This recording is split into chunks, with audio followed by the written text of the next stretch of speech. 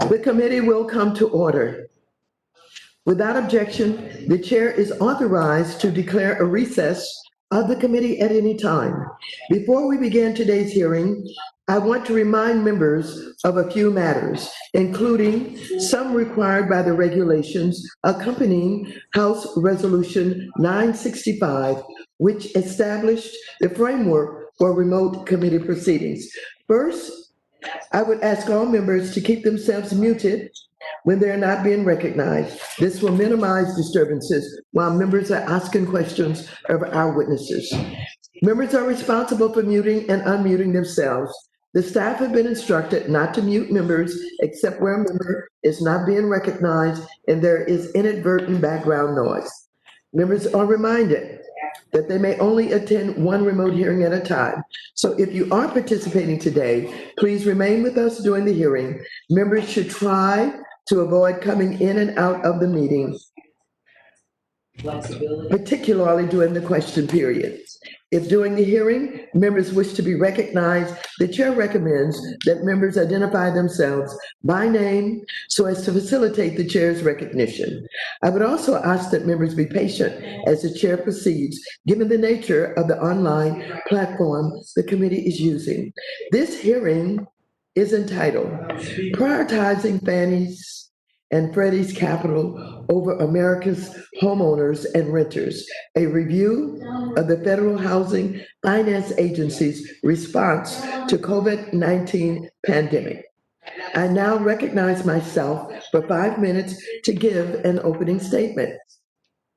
Today, this committee convenes for a hearing to conduct oversight over the Federal Housing Finance Agency, that is FHFA.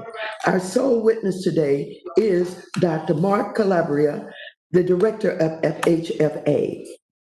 We had initially intended for Dr. Ben Carson, Secretary of the Department of Housing and Urban Development, to also join us for today's hearing, but we were told his calendar is booked. Secretary Carson does appear to have enough time on his calendar to make non-pandemic related decisions that undermine fair housing protections and to attend non-pandemic related events, but apparently not enough time to talk to this committee about how he is responding to the current national emergency. Failed leadership has come to define this administration's response to the pandemic, which continues to have a terrible impact across the nation. Nearly 200,000 people in the United States have lost their lives to the virus. Short of a vaccine, our homes and the ability to shelter in place are the greatest protection we currently have against COVID-19. The U.S. Census Pulse survey recently found that 8.4 million homeowners and 8.2 million renters are behind on their rent and mortgage payments. Of those households, 33.4% report that they are either somewhat or very likely to face eviction or foreclosure in the next 2 months. Meanwhile, over 500,000 people in the United States were experiencing homelessness going into the current crisis. Historically, red line communities are reporting higher rates of COVID-19. 69% of Latinx borrowers are unaware of mortgage relief options, and Black borrowers are citing higher mortgage rates and an inability to refinance their mortgages as a result of lending discrimination. Unfortunately, this administration's ideological agenda continually gets in the way of meeting the current demands of the housing market and the people of our government stands to protect. Instead of focusing on how to help homeowners and renters and how to support the housing market during this national emergency, Director Calabria's actions suggest that he is first and foremost interested in filling the coffers of Fannie Mae and Freddie Mac so that he can continue to move forward with his plans to release them from conservatorship, rather than allowing homeowners to take advantage of historically low mortgage rates. Director Calabria, announced a new refinance fee that would take some of the savings that would have otherwise gone into the pockets of families and instead redirect that money into the pockets of Fannie and Freddie. Director Calabria is also rushing forward with a new complex regulatory capital framework for Fannie Mae and Freddie Mac, ignoring calls from me and many others to delay this rulemaking in light of the pandemic. Not only is the timing of this major change inappropriate because it would cause serious market disruption in the middle of a recession, but many have raised concerns that these changes would actually make the housing market less prepared for the next economic crisis. Many have also raised concerns that the rule Director Calabria has put forth would hamper the ability of the GSEs to carry out their mission of promoting access to credit to underserved borrowers. In the 4 months that Senate Republicans have failed to pass $100 billion in critical rent relief and the $75 billion homeowner assistance fund included in the HEROES Act, eviction filings continue to grow. Mortgage delinquencies have reached their highest level since August 2014, despite forbearance measures in place, and 3.6 million mortgages are now in forbearance. Meanwhile, mortgage credit supply has fallen to its lowest level since March 2014. I'm very concerned that FHFA's response to this pandemic has fallen short and that Director Calabria, like Trump, is putting his personal political agenda ahead of the American public. With that, I now recognize the ranking member of the committee, the gentleman from North Carolina, Mr. McHenry, for 5 minutes. Well, Director Calabria, thank you for testifying today. I'd like to start with some of the basics here. Combined Fannie and Freddie guarantee or own a portfolio of roughly 28 million single-family and multifamily mortgages for a value of approximately $5 trillion. That's nearly half of all outstanding mortgage debt in the United States. These are significant numbers. Early on, there was concern about what the pandemic might mean for homeownership and whether our housing markets could withstand the impact. Under your leadership, Director Calabria, and decisive action by the FHFA, you confronted the challenges head on. And I want to commend you for that. In March, FHFA started issuing statements to mortgage servicers about their responsibility to ensure, quote, hardship forbearance is an option for borrowers who are unable to make their monthly mortgage payments, end quote. On March 18th, FHFA went further and suspended foreclosures and evictions for its single-family mortgages for at least 60 days. That was 9 days before Congress enacted the CARES Act. I repeat, that was 9 days before Congress enacted the CARES Act, which codified those two FHFA policies. So that's leadership. The results of FHFA's leadership could not be clearer. In February, the GSEs had about 580,000 delinquent loans, or about 2% of its portfolio. Approximately 9,000 were in some stage of foreclosure. Today, the delinquency rate has almost tripled because of this pandemic. Yet loans in forbearance are just under 5%. And the number of foreclosure sales fell to just 97 in May. It's clear these policies have worked to protect American homeowners impacted by the pandemic. In August, FHFA announced it was going to extend its foreclosure and real estate owned eviction moratorium through at least December 31. However, these pandemic-related actions and others come at a cost. FHFA projected these costs in August to be at least $6 billion to the GSEs. That's a concerning figure. What is more concerning was FHA's poorly explained rollout in August of a new adverse market fee. The way this was announced and the initial 3-week timing for its implementation doomed it from the start. Clearly, FHFA has a statutory obligation to ensure the GSEs operate in a safe and sound manner with sufficient resources to meet these obligations. That's the 2008 law that created FHFA, a law that Chair Waters and all 11 other current committee Democrats who were in Congress at the time supported. So let me repeat, the law that Director Calabria is implementing and following is the one that Chair Waters and 11 other current Democrats on this committee who were in Congress at that time supported.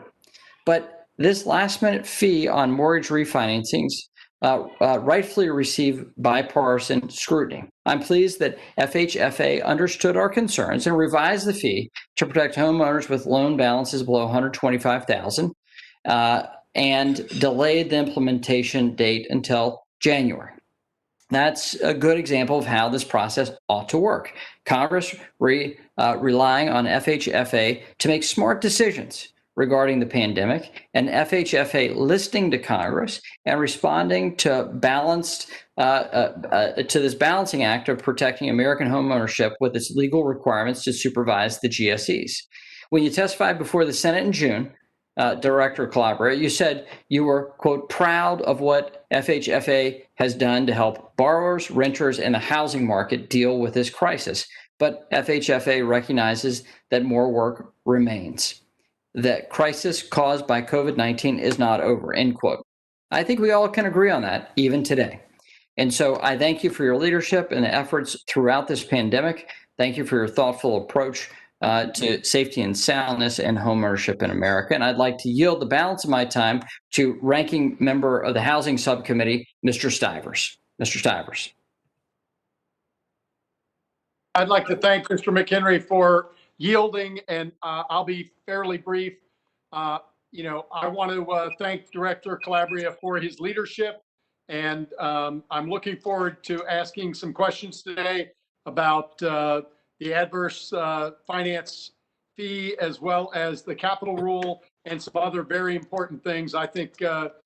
McHenry really summed it up well on the leadership you've provided. I appreciate your leadership. We look forward to asking you some very important questions because we're 12 years past the financial crisis, and the only piece of work that is undone is fixing Fannie and Freddie.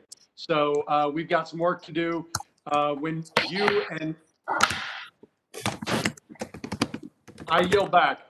Thank you very much. I want to welcome our witness today, the Honorable Dr. Mark A. Calabria, the Director of the Federal Housing Finance Agency.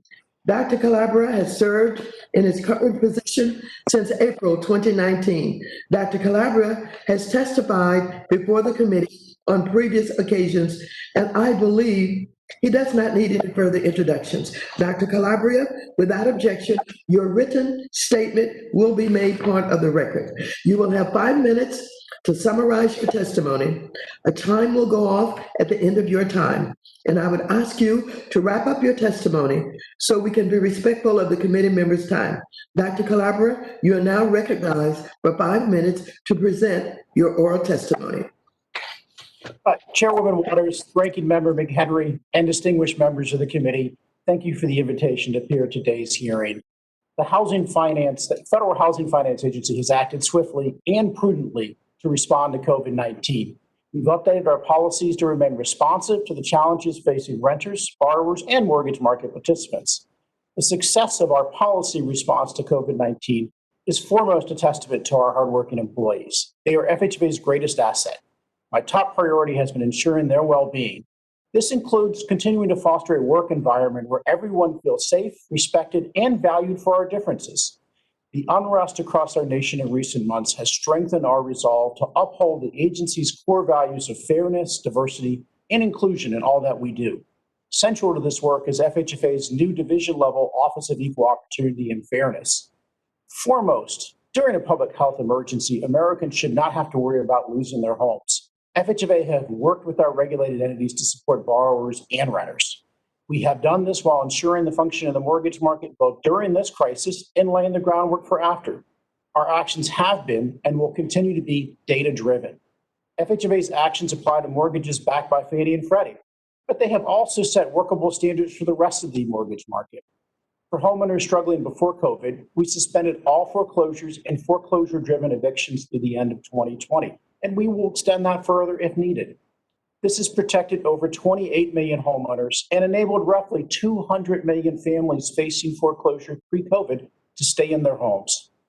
We allowed homeowners to take a timeout from their mortgage payments through forbearance for up to 12 months, as later codified under the CARES Act. Under FHFA's direction, the enterprises worked with servicers to develop loan modification options and repayment plans to ensure that borrowers will not face payment shock. We allowed borrowers in forbearance who again become current to repay what they missed when they sell their home or refinance their loan. We have emphasized repeatedly that those who can make their mortgage payments should continue doing so that we can focus our resources on those most in need. Of the borrowers in forbearance with an enterprise-backed mortgage, about 1/4 continue to make their payments. We will treat these borrowers as current if they want to buy a new home or refinance.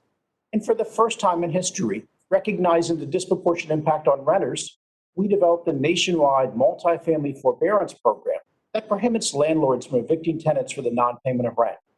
And we are now requiring landlords to notify tenants of their rights under these forbearance agreements.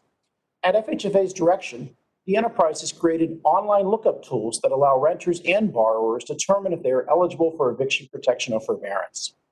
We've updated and translated into 5 additional languages servicer scripts to help clarify borrowers and make sure all borrowers are receiving the same message regardless of their servicer. We have emphasized that no lump sum is required at the end of forbearance. We've partnered with the CFPB to launch the Borrower Protection Program, and we've created a website consolidating federal relief resources for borrowers and renters. To provide stability and clarity to the mortgage market, FHFA instituted a 4-month limit on servicers' obligations to advance principal and interest on loans in forbearance. We've authorized loan closing, employment verification, and appraisal flexibilities that have ensured the safety of market participants such as appraisers and home inspectors. And to support lenders' liquidity, FHFA enabled Fannie and Freddie to purchase certain single-family mortgages in forbearance for the first time in history. I'm extremely proud of FHFA's response to this crisis. Our actions have provided real relief to homeowners in need and renters. And as referenced in my written testimony, I'm encouraged by what the data tell us about the state of the market and forbearance rates. But I must emphasize that this does not mean all is well. America's housing problems did not begin with, and they will not end with this pandemic. A root cause of the 2008 crisis was imprudent mortgage credit backed by insufficient capital. This fundamental problem remains unresolved today. Together, Fannie and Freddie are leveraged roughly 250 to 1. They lack the capital to withstand a serious downturn in the housing market. The 2008 housing crisis was financially devastating for countless families, especially low-income minority households. We know that a major driver of today's racial wealth gap is that minority households went into the 2008 crisis with high levels of mortgage leverage. And I still remember working as a staffer on the Senate Banking Committee, the considerable amount of calls that I took answering phone calls from families facing foreclosure. We cannot forget those families, and we cannot forget families today. We must remember that when mortgage finance goes bad, it's America's families that pay the price. My job and my statutory mission is to make sure that Fannie and Freddie never again fail the millions of families whose financial futures depend upon a stable mortgage market. To do this, the enterprises must build capital. Capital absorbs losses and enables Fannie and Freddie to continue supporting borrowers and renters during times of stress. It is with capital that Fannie and Freddie are able to support the market. This marks a critical step toward this goal when we release the capital framework for the enterprises. Meeting the framework's requirements will make Fannie and Freddie safer and sounder. This will mean safety and soundness for millions of homeowners and renters, especially low-income minority homeowners and renters who were the first to lose their jobs and savings when downturns hit. Thank you again for the opportunity to testify. I look forward to answering your questions, and I hope that all committee members are in good health and good spirits. Thank you very much, Director Calabria. I will now recognize myself for 5 minutes for questions. Director Calabria, you recently announced a fee increase that would make it more expensive for homeowners to refinance their mortgages, costing the average borrower $1,500. Those are dollars that homeowners need during this pandemic. but that you are redirecting into the pockets of Fannie and Freddie. The Urban Institute estimates that once implemented, this fee will prevent roughly 255,000 borrowers from accessing affordable mortgage credit, and the revenue raised by the fee will be nominal. Researchers have found that borrowers who obtain lower rate mortgages through refinance have reduced mortgage default rates by 40% and reduced defaults on non-mortgage debts by 25%. In other words, in the midst of the current pandemic, when default rates are already at historic highs, you've made a decision that will likely not only harm families across the country, but will likely harm the balance sheet of Fannie Mae and Freddie Mac also. You have since delayed the refinance fee after much criticism, but this isn't enough. Dr. Calabria, how can you justify this fee increase? Thank you, Madam Chair. I respectfully will disagree with a bit of the analysis I just heard. Let's be very clear. First and foremost, the CARES Act imposed unfunded costs on Fannie and Freddie as well as the much of the mortgage market. And as the ranking member pointed out, we are by statute required to recoup those fees via income. So I first and foremost want to say, I'm simply following the law. And again, as the ranking member pointed out, a law you voted for. But more importantly, this fee does not go into the pockets of the coffers of Fannie and Freddie. It's money that comes to help us keep people in their homes. As I've mentioned, we had 200,000 families facing foreclosure in March when COVID hit. For the last 6 months, we've paid their property taxes. We've paid their housing costs.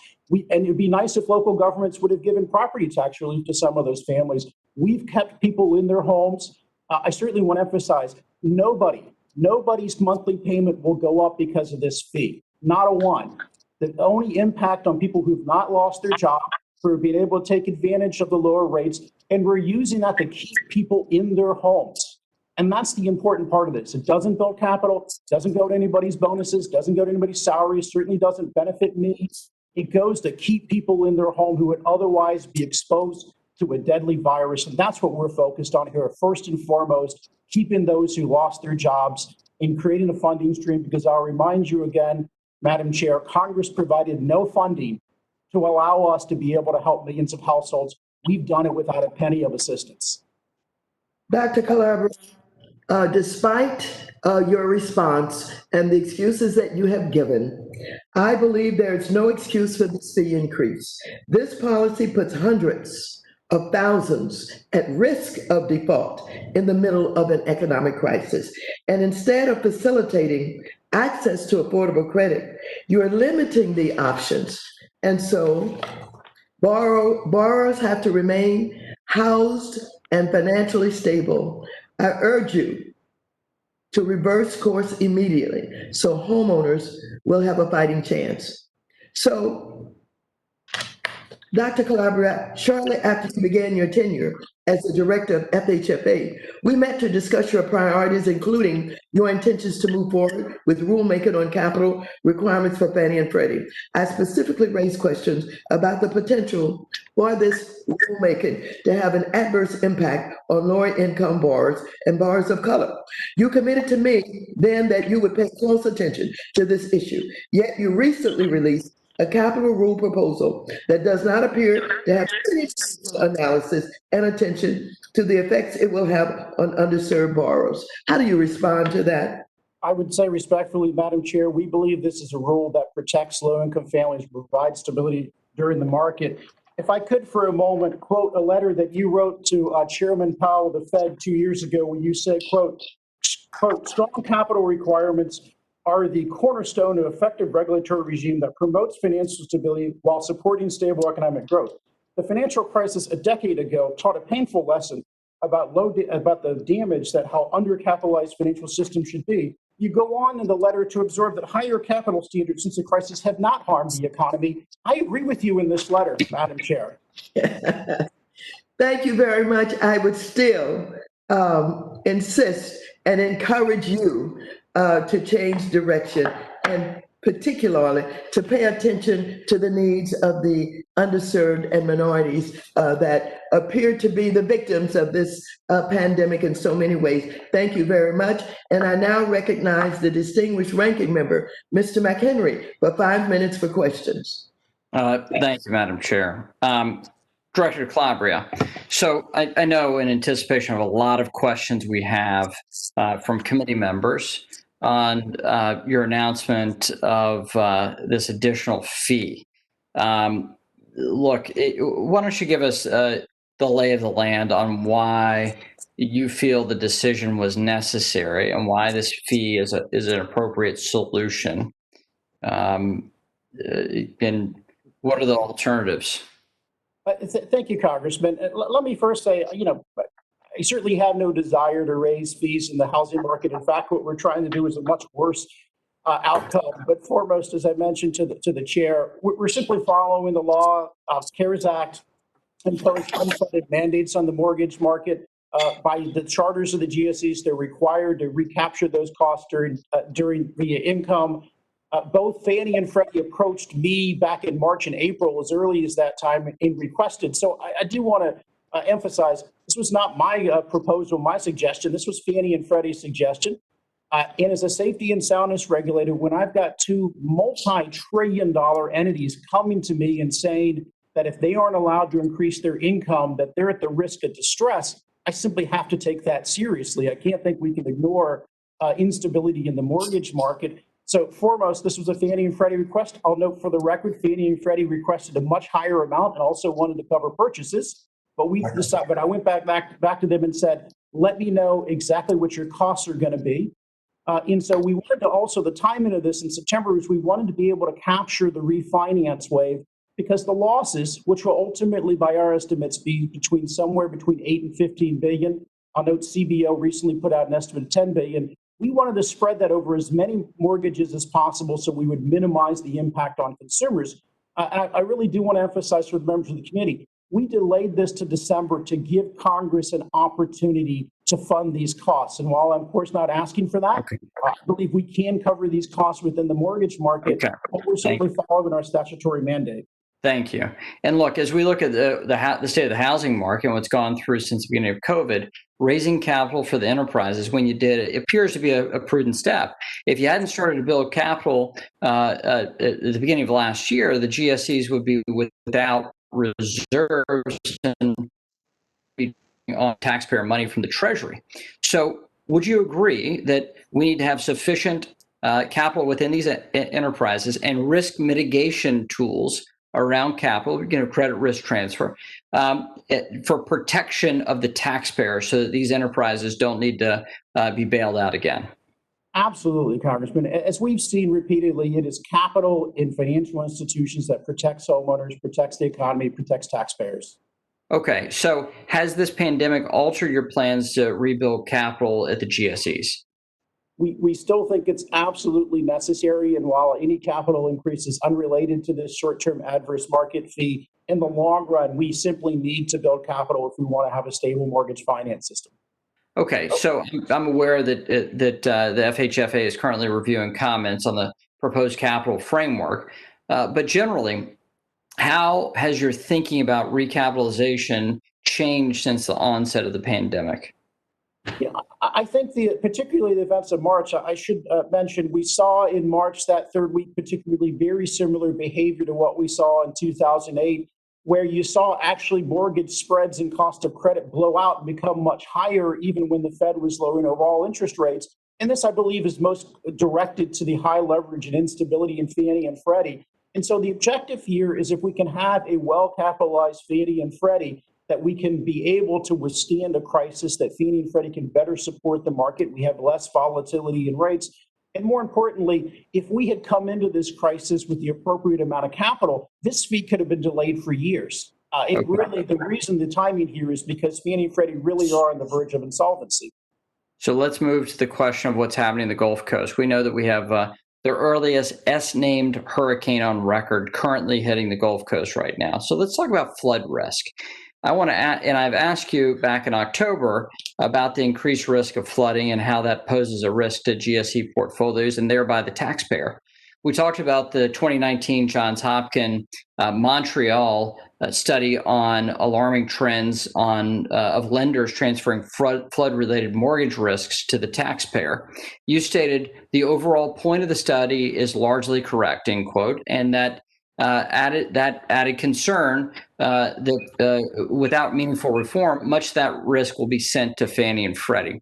It's been almost a year since that conversation, and Congress has not enacted any meaningful reform legislatively.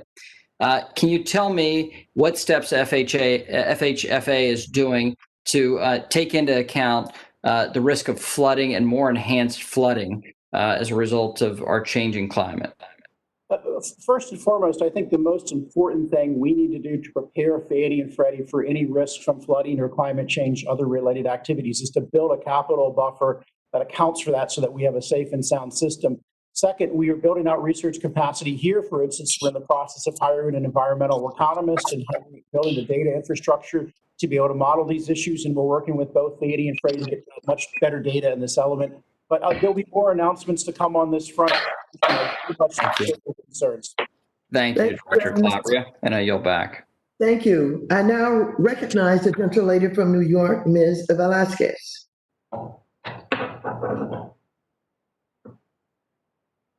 Thank you, Chairwoman. Director Calabria, earlier this year, the FHFA took the administrative step of extending both the foreclosure and the eviction moratoria for GSE-backed single-family homes until the end of the year. Have you considered extending either of these moratoria into 2021? What factors would be making this decision? Thank you, Congresswoman. Let me commit to you, we will extend those measures if necessary. We're looking at a lot of the same data that I think everybody is looking at. COVID, we're looking at rental market, looking at the spread of the disease. But I certainly want to commit to you that if the data and the evidence at the time suggest we need to extend it, we will extend it. Thank you so much.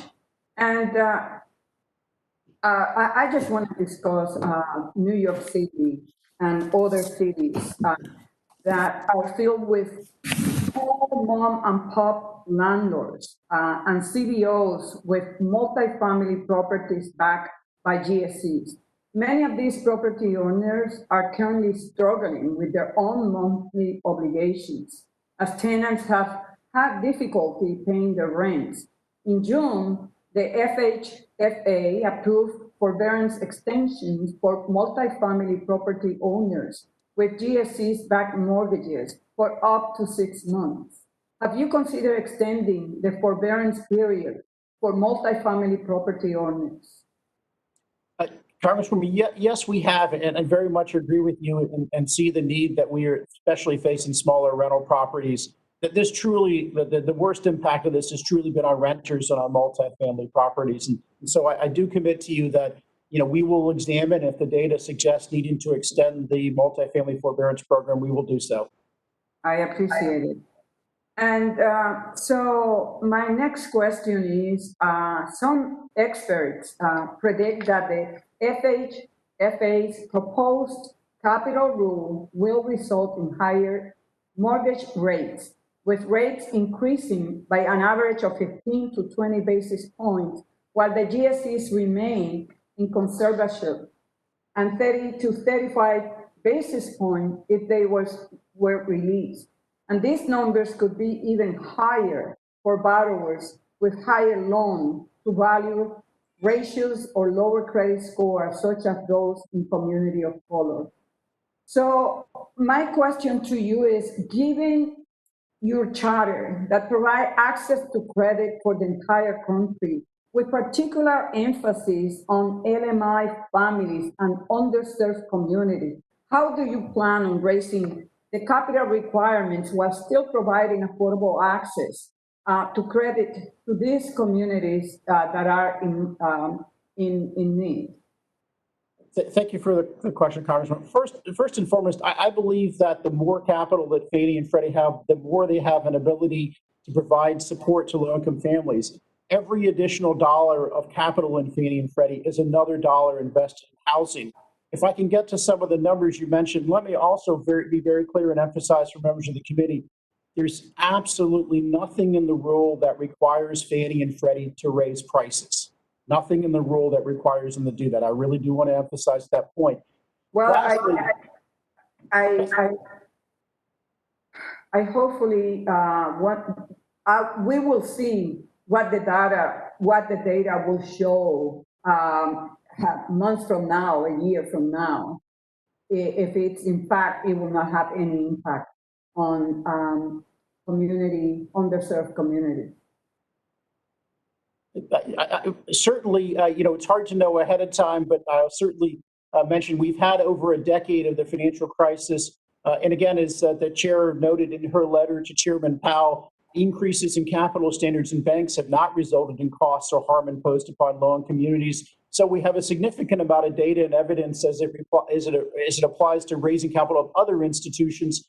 And there's very little reason to think it should work any differently here. And I lastly want to emphasize, given the large body of research that happened, the scientific research we've had over the last decade, the estimates out there of 30 to 40 basis points are simply very much outside of the range of accepted research in this area.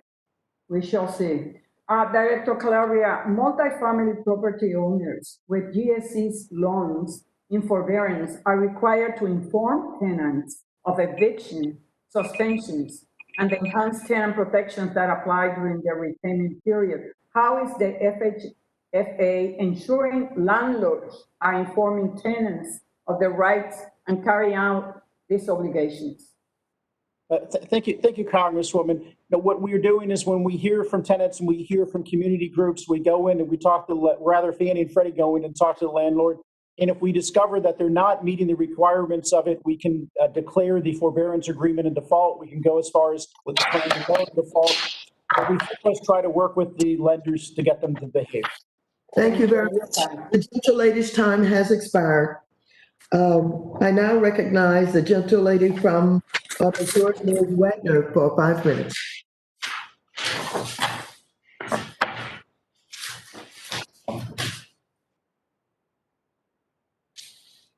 Can't even unmute. Miss Wagner? I can't unmute. You're unmuted. You're unmuted. I can't unmute. It won't let me unmute. Congresswoman, can you hear us? Yes, I can hear you. Can you hear me? Yes, I can hear you. I don't appear to be unmuted. There. Madam Chairwoman. You are. Welcome, Director Calabria. I first want to thank you for your leadership at FHFA to protect borrowers and renters since the beginning of the COVID-19 pandemic.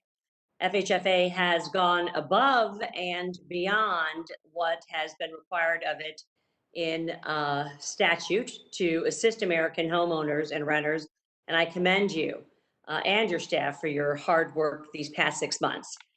America, as we've discussed a little bit, is currently seeing some of the lowest interest rates in history available for both purchase and refinancing of existing mortgage loans. In the St. Louis region, sir, where I represent, the residential real estate market is in August has experienced a dramatic increase in pending and closed sales of over 27%. These sales increases exceed the year-over-year monthly increase in 2020 and reflect the strength, I think, of American demand to purchase new homes during this pandemic. So with home sales increasing and millions of Americans considering taking advantage of record low refinance rates, and you've talked about it a little bit, and I don't want to beat a dead horse, but I still don't think I fully understand FHFA's reasoning behind the announcement on August 12th to implement that new adverse market refinance fee, which in my estimate, I know that the chairwoman said $1,500. We estimate about $1,400 to the consumer based on their average mortgage. I understand the fee's been delayed. You've explained it a bit. Delayed, I think, until December 1st, and that you're doing some reconfiguring work on this. I think I know where it came from in the initial thinking, but do you believe that the changes that FHFA has made to this fee are adequate to prevent placing uncertainty on both the the refinance market and on borrowers who choose to refinance their mortgage? This is of great concern to me and to my constituents in Missouri's 2nd Congressional District, sir. Thank you, Congressman. Appreciate the remarks. First of all, let me emphasize that nobody's pre-existing monthly payment will go up because of this. This only applies to people who would refinance and are therefore going to get a lower rate regardless. We specifically, and again, I should also emphasize, this was a Fannie and Freddie announcement request, not an FHFA request. But that said, we asked Fannie and Freddie to exclude purchase mortgages because, again, home purchases have a much bigger impact on the economy. And again, our hope was that Congress could come in and come up with a fix, but we're trying to avoid a much bigger disruption to borrowers, and that's the insolvency of Fannie and Freddie. If we aren't able to get this fee, maybe it would be helpful for members of the community if I just take a minute to walk through this. If you look at the combined net worth of Fannie and Freddie today is about $30 billion. About half of that, $15 billion or so, is because of accrued interest on mortgages and forbearance. If I could put that into plain English, that's money they haven't received. They can't absorb any losses. So were Fannie and Freddie to take the entire potential $15 billion loss from COVID, they would hit zero. And if they become insolvent, there's a real risk that will disrupt the mortgage market, that will disrupt mortgage availability. We saw that in 2008. So what I would emphasize to the committee is I've got a whole list of all bad choices. I've tried to pick the least bad, and I would be delighted for the committee and Congress to offer me some better options. As we move forward in the recovery, what changes has COVID-19 brought to our housing market that will kind of stay with us in the future? And which segments of the housing market give you the most concern, which are performing the strongest throughout the pandemic? If you could elaborate a little bit, Director. That's a great question, because we really do have a two-track market, if you will. Obviously, single-family sales in many suburban areas have been booming. Prices have been quite strong. On the other hand, urban markets, particularly multifamily, have been hit really hard. Both Fannie and Freddie, for instance, have exposure to student housing, and that's been under a tremendous amount of stress. Fannie and Freddie have exposure to senior housing. That's under a amount of stress. Obviously, outside of Fannie and Freddie, the commercial retail market, particularly the retail sector, shopping centers, are just under a complete mess. So the rental market really is extremely stressed today, which is very different from, of course, the purchase market.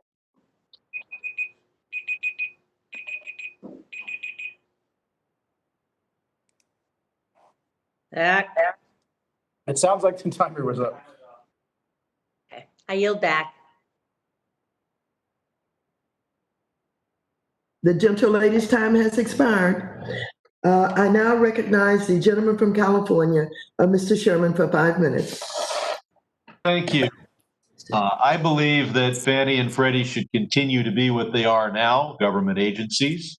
We tried having them be in this bifurcated position where the upside went to the shareholders and the downside seemed to go and ended up going to the taxpayers. That is not the right answer. They've done very well and have made money for the taxpayer in their current situation. If it's not broke, we don't need to fix it. In addition, all the fees we're talking about now wouldn't be necessary if we weren't gearing up to have these agencies become not private, but halfway between private and public, which is not a good place for any agency to be. And I would hope that we would, instead of instituting these new fees, wait until next year when a new Congress and hopefully a new administration can look anew as to whether we are going to recreate these entities in the same form that didn't work last time. And if not, then we don't need the new fees. But I'll start on the assumption that the currently we're hell-bent to move these agencies to the semi-private sector. And I'm concerned about this 0.5% fee I'm not sure it's necessary, even if we are moving toward privatizing these agencies. But if we do need that amount of money, I hope, Mr. Calabria, that you would, as we've talked about on the phone, look at raising the same amount of capital with a lower fee over a longer period of time. Because right now we have people who are looking at their home to save them from their financial crisis, and they're refinancing, and taking a half point from them just makes that harder. I want to focus on apartments because obviously we all aspire to home ownership, or most of us, but a lot of people are renting, nearly half, and the rents are too damn high. And when the rent is high, the middle class renter can't put together the down payment necessary to become a homeowner. And even worse, poor renters are just one step away from homelessness. So we look at Fannie and Freddie's multifamily mortgage underwriting programs, and we see a recently proposed capital rule that's not clear as to its risk-sensitive grid based on empirical multifamily loan performance data. So, Mr. Calabria, what can you produce information showing that you have to treat GSE loans to on multifamily properties as quite so risky and quite so in need of higher fees?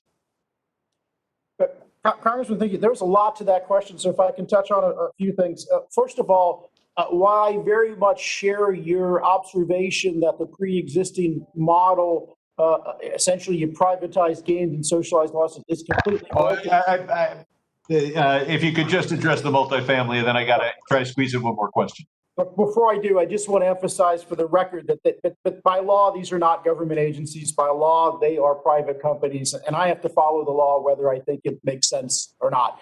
But to the multifamily question, perhaps you're aware, the multifamily grids changed very little from the 2018 rule, which is based upon the conservatorship framework that they've been working on some time. So the short answer is happy to try to figure out what data we can share with your staff, but I want to commit to you and emphasize the multipliers for the multifamily are completely driven by the historical data. This is an empirical analysis. I look forward to you presenting that historical data as part of the record of this hearing, and I and my staff will go through it and try to convince you to look at it in a somewhat different light. I know a number of my colleagues will be asking about the credit risk transfer contracts and whether they whether you're taking them into account appropriately in computing the amount of capital that is needed. And I want to shift to the consumer credit scores. As part of the CARES Act passed overwhelmingly, we directed the credit rating agencies not to look at accessing forbearance as part of their credit score. But now we're told that somehow you're getting the information, perhaps from the credit rating agencies, perhaps from other source, and that it negatively impacts the homeowner. Are you making use of the very information we said shouldn't be used? I'm certainly not. Okay, we'll get back to you with the evidence that it is affecting people, and of course, by law, it shouldn't. Absolutely. I yield back.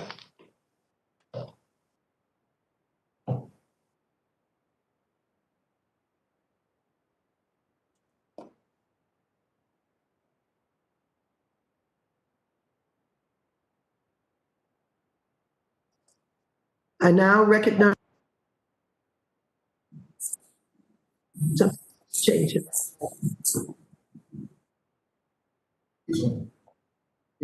I now recognize the gentleman from Florida, Mr. Posey, for 5 minutes. Well, thank you very much, Madam Chair. Dr. Calabria, I commend you for your leadership, and I wonder if you could tell us how much the federal government has spent on legal defense fees in litigation of Fannie and Freddie decisions made by people like Mr. Raines, one of your predecessors, during the run-up to the last financial crisis. Congressman, I don't have that information in front of me, but I'm happy to try to track down and assemble what we have internally and what I can get from the SEC. Certainly, my impression is we're certainly talking millions and millions of dollars. I think it was over 150 million many years ago when I asked that question, but I would greatly appreciate it if you could provide my office with that information at the earliest possible convenience. We would be happy to. Over a decade after the financial crisis, we're continuing to deal with the role that the government-sponsored enterprises, Fannie Mae and Freddie Mac, played in the meltdown of the entire financial system. Many continue struggling to understand the lessons and whether we've learned the lessons. Our federal government created these GSEs to overcome a perceived inability of healthy private markets to mobilize sufficient capital to finance housing at a scale and scope that met all of our social and political goals for widespread homeownership. With these social and political goals, the federal government implicitly promised to provide a backstop to the enterprises while letting them act like private firms and take on risks that the market would not have underwritten. The result was the subprime mortgage crisis, moral hazard, and unprecedented bailout. We should work, obviously, to prevent that in the future, and I think you're doing a great job of doing just exactly that. The mortgage securitization footprint of the GSEs dominates that activity. Given our social and political goals in housing, we can pull out the segment of the market we seek to subsidize and give the job of financing that activity to a smaller GSE as essentially a government agency inside HUD. Then leave the funding of mortgages that are outside our social and political goals to the market. That arrangement would give the government better regulatory control over underwriting standards and capitalization, I believe, and streamline the government's involvement and give Congress and the executive branch better oversight. We wouldn't be encouraging market-level risk-taking in pursuit of backstop mortgages, so social and political goals and moral hazard on a grand scale, like we did in the run-up to the crisis. Can you comment on that concept? I absolutely agree with you, and it is certainly very interesting because, as you know, and despite perhaps the perception that I'm somehow the person privatizing Fannie and Freddie, it was actually President Lyndon Johnson who privatized Fannie. And as you may recall, they moved. That's when Ginnie Mae was created, so that we had a government-backed entity, and Fannie was supposed to be private. And so I would very much agree that I think we should fix the situation. We should decide what's private, what's government, and be very clear about those lines. And as you know, I came before the committee last year urging reform, and I urge reform today. Well, and regarding that, you did propose new rules to capitalize GSEs. Now, these rules are based on risk weighting, like the Basel rules, like the government rules banking capital. Based on your stress testing results under these rules, what can you tell us about whether the capital requirements will cover another financial crisis like we experienced in 2008 timeframe, or an even worse crisis? I would say that rules are geared at making sure that Fannie and Freddie can survive a 2008 crisis. Of course, we always have to be modest about the unknowns.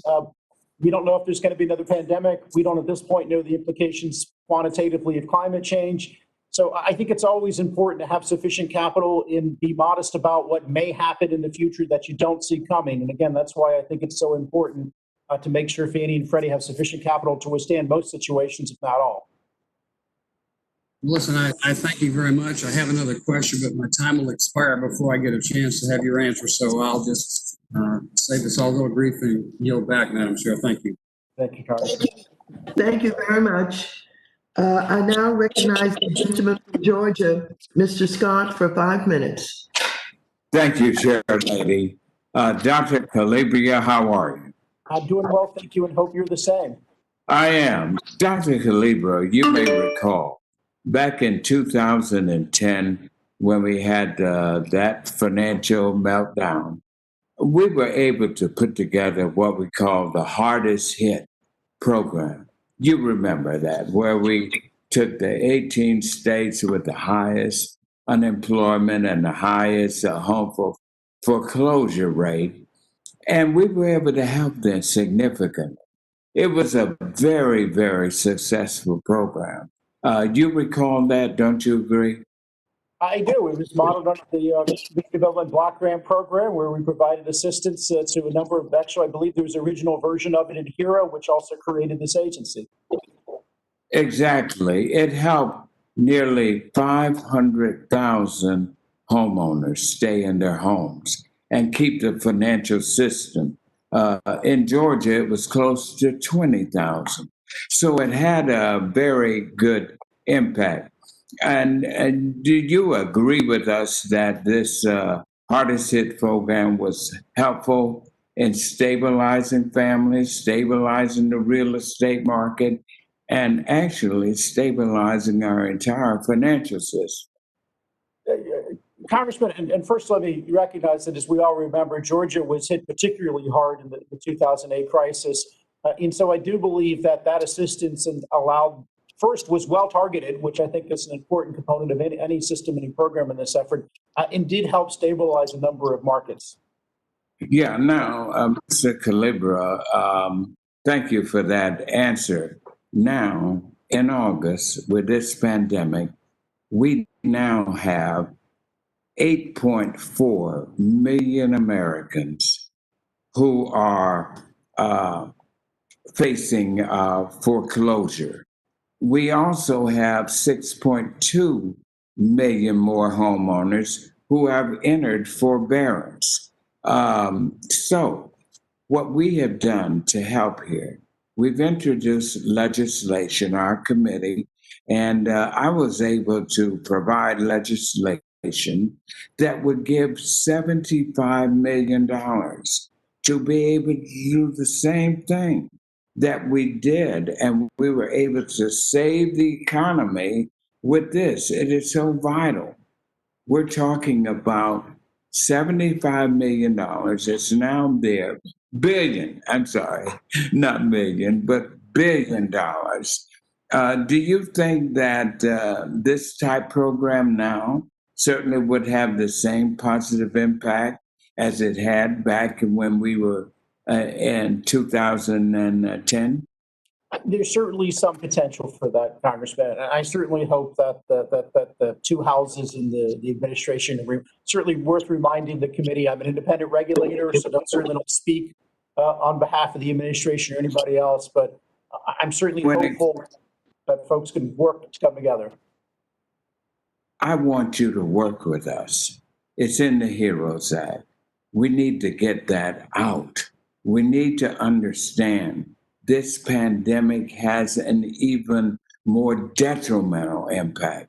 We've got 15 million people about to be put out. That means the banking system are not getting their money. We're in a terrible shape.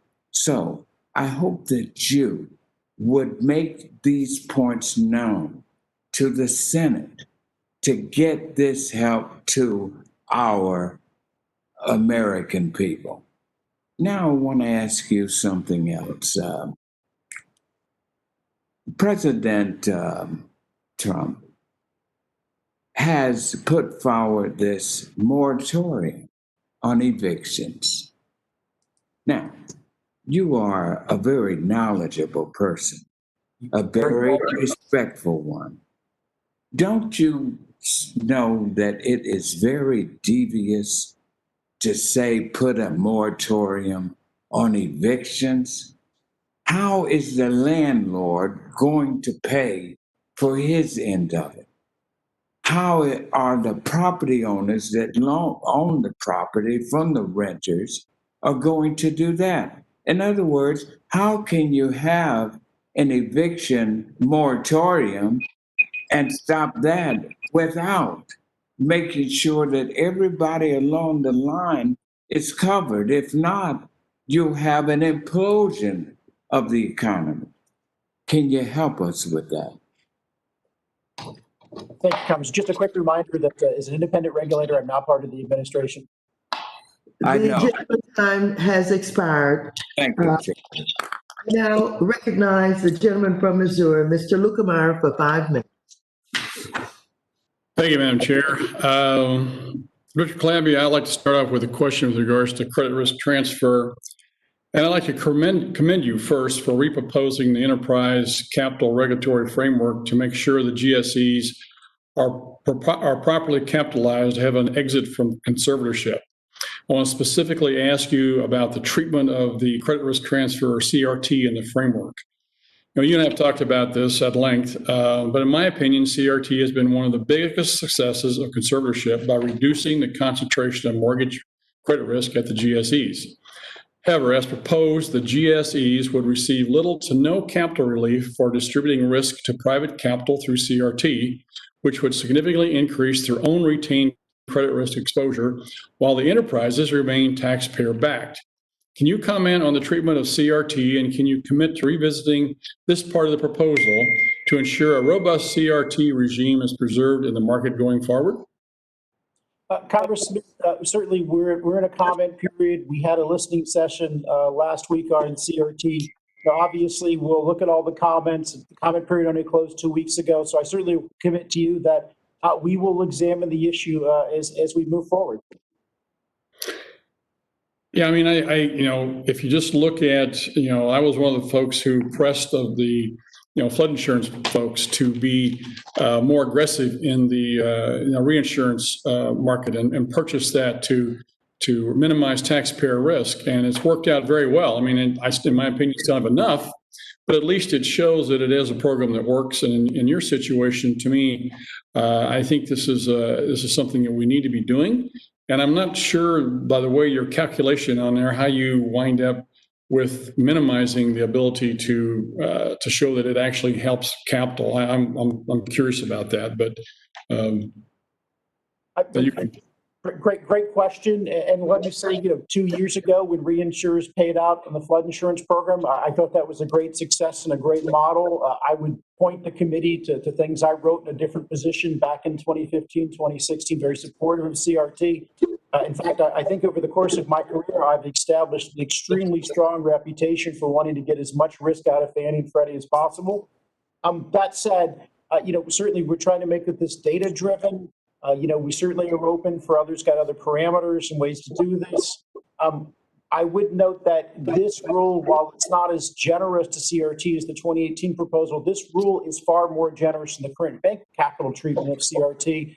We fully expect CRT to continue to operate. It's still in the conservator scorecards, for instance, so we expect CRT to play a role. I certainly want to minimize as much impact as possible, but I do think that there's the distinguishing principle is there were situations under the 2018 rule in which CRT was given a dollar for dollar relief. And again, we were in a situation in 2018 where there was no expectation of conservatorship, so perhaps over-incentivizing that was appropriate. But going forward, we certainly know that a dollar of CRT, which of course only provides a dollar relief against losses on a reference pool, is not the same thing as a dollar of equity on the balance sheet, which covers any losses. So I think we'd all agree that they're not one-to-one. Where it is in the middle of that, and we certainly don't think it's zero either, so the relief is somewhere in the middle. Ultimately, that's an empirical question, and I certainly commit to you, with you, Congressman, to work with you in your office, to figure out where that number actually is. Well, thank you for that. Certainly want to continue to work with you on that, Director. With regards to the your raising of fees, it's kind of interesting. The chairwoman a while ago, who I spent over a year trying to convince that we needed to have a hearing on CECL, which we now know is exacerbating or could exacerbate the situation here if it will be implemented, and it's now been delayed. And now she's talking about the very same principle of that. Of CECL causing people to not be able to access credit, but it's not the same thing this time around, because that was to build up reserves. This is to actually, you're forced by the CARES Act, if I'm not mistaken, to actually cover costs, which is what you're trying to do. Is that not correct? So there's a number of different elements to this, and certainly we implemented CECL at Fannie and Freddie, in the first quarter. And it did result in a higher reflection in loan loss reserves than would have otherwise. The requirement to cover the expenses via income is something that comes out of the GSE's charters. So it's a different, but certainly the way all these things interact is what's essentially driving the problem. Quick question. What's the percentage of refinancing of the loans versus the new loans that you're covering right now? The gentleman's time has expired. Can you just answer? So just a quick question, Madam Chair, just give me the percentages of new refinancing. Go right ahead, go right ahead. About 60% of new loan volume is refinance. Okay, thank you. Thank you very much. I now recognize the gentleman from New York, Mr. Meeks, for 5 minutes.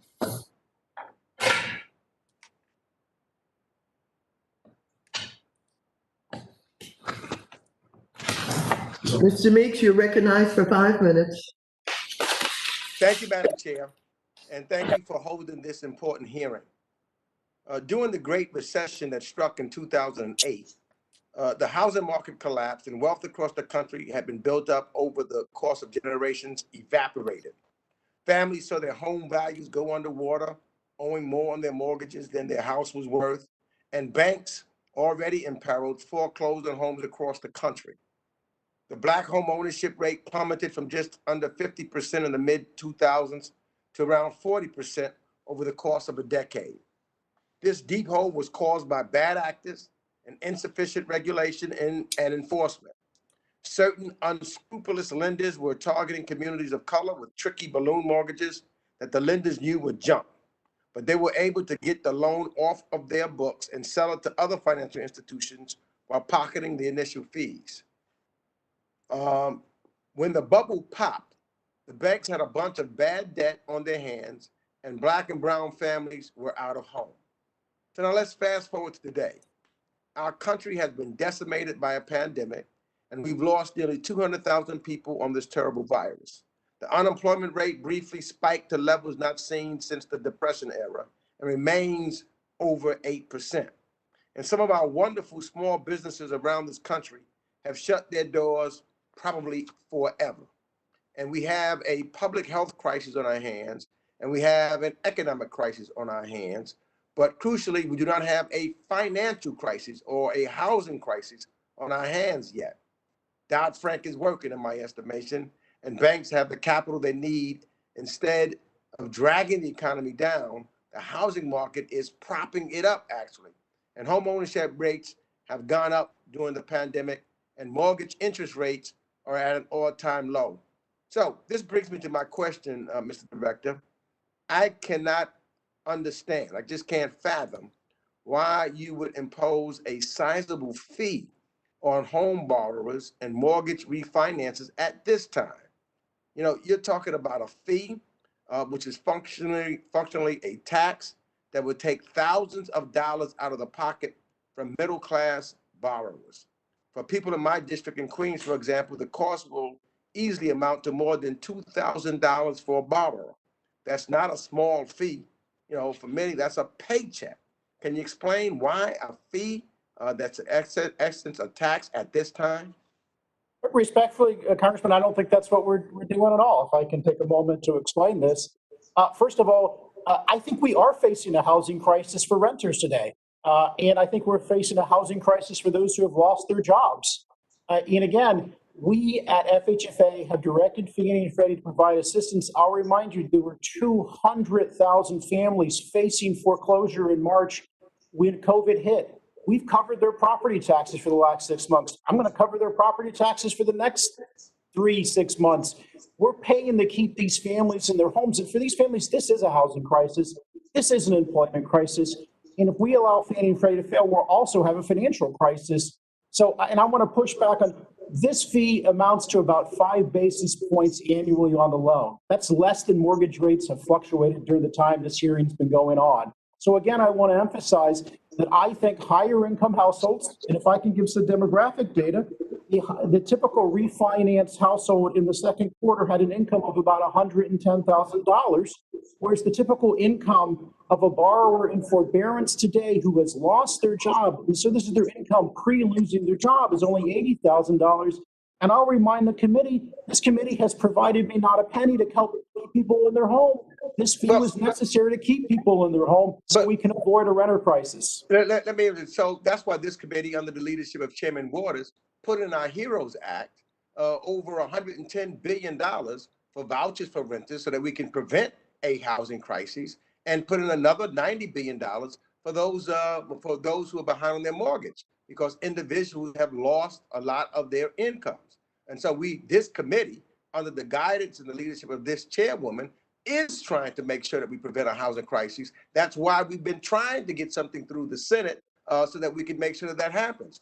At the same time, there's communities like mine who are still trying to get back on their feet as a result of the crisis, and we're still trying to get and urge individuals to go. Now is the time for them to buy a house so that they can own a house, which will be an appreciating asset as opposed to buying a car.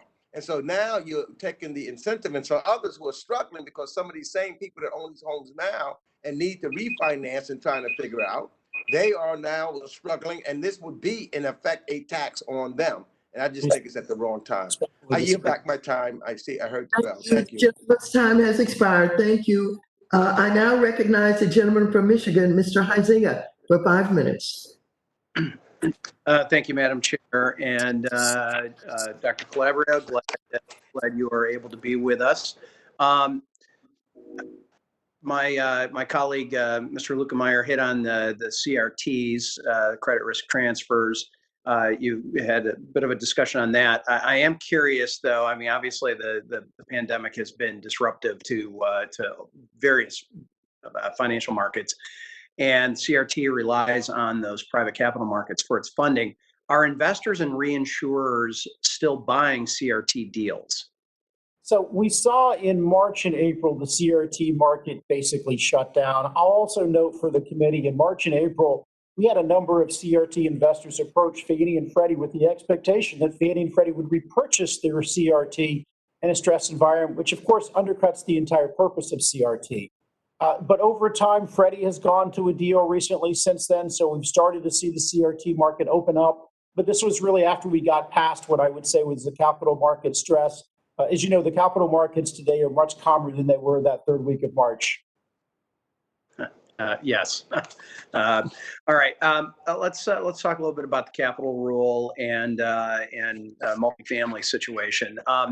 As you may recall, when you were before the committee back in last October, I had asked a question about what economic analysis FHFA did to study the impact of multifamily capital requirements on the multifamily housing market. You said you could not go into detail to answer the question since FHFA was in another enterprise capital rulemaking process. Comment period ended August 31st, so I'll ask the question again, but in the context of based on the most recent rulemaking. What economic analysis did you perform to study the impact of the multifamily capital requirements on the secondary and tertiary markets, and are you able to publish that proposal? Since some of the internal analysis relies on confidential data, let me see what we could release publicly without, releasing the confidential data. But I think an important point to make on this, as I mentioned earlier, this proposal on the multifamily side is extremely similar to the 2018 proposal. And the 2018 proposal was based on the conservative capital framework that both enterprises have been operating on for a number of years. And so to the extent that they're pricing their multifamily book off that, they're basically pricing as if they're already on the roll. And I think, as you know, they're the largest players in the market. During the last several years, they've gone from 20% to 40% of the multifamily. So I think the last several years of multifamily activity, where they, for all intents and purposes, have been pricing as if this rule were already in place, shows that they've been quite competitive. And we certainly hear regularly from other market participants, such as insurance companies, that they have a very hard time competing with Fannie and Freddie on price. So I would argue that the data is fairly clear. The experience is fairly clear on the certain years. Of course, I want to caveat and heavily emphasize, we're in a rulemaking process. We're going to hear from everybody. We're going to take that into consideration. So it's likely to change. But I think the evidence is pretty clear that they've been able to run an extremely successful multifamily business, basically under these same sort of parameters. Okay, so you're saying that FHFA provided basically has the analysis to demonstrate that the latest capital proposals reflects historical experience and actual reality? Yes. Okay. I quickly also, as I've got a little bit of time here left, want to talk about capital rule multifamily that on the space. It seems that multifamily is held to a much higher capital standard than single family in the capital rule, despite what I think is clear and well-documented historical data demonstrating that multifamily performance was actually superior to single family. When comparing the applied capital standards in the proposal for the single family versus multifamily to realized losses, the worst historical vintage single family's capital is half of the 2007 vintage loss, while multifamily is charged more than 5 times its worst vintage loss. Why is that? Congressman, it really depends on the time frame you look at. I would be the first to say that in the 2008 crisis, multifamily came through this much better. But for instance, if you look at the early 80s, multifamily did worse. And of course, in this current environment, COVID, multifamily is suffering to a much greater degree than single family. So first, I want to emphasize the grids are driven by historical experience. Nobody's changing the math. The math is what the math is. If we certainly can look at alternatives, we're happy to do that. But I also just think it's important to recognize we can't simply just take the 2008 experience and assume that every cycle for multifamily is going to perform similarly. All right, I believe my time has expired if I heard that. So, This time has expired. I now recognize the gentleman from Texas, Mr. Green, for 5 minutes. Thank you very much, Madam Chair. I thank the witness for appearing, and I also thank the staff for the outstanding job they're doing in providing intelligence. Mr. Director, you've indicated that there is a housing crisis for renters. And in so indicating, I assume that you're talking about the 30 to 40 million people who are at risk of eviction through the end of the year, or the intelligence I received from staff. I assume that you're talking about the 1.5 million renters in the same survey who reported that they'd not paid their previous rental payment. I assume you're talking about the 40% of Houstonians who could not make their August rent payment due to the pandemic.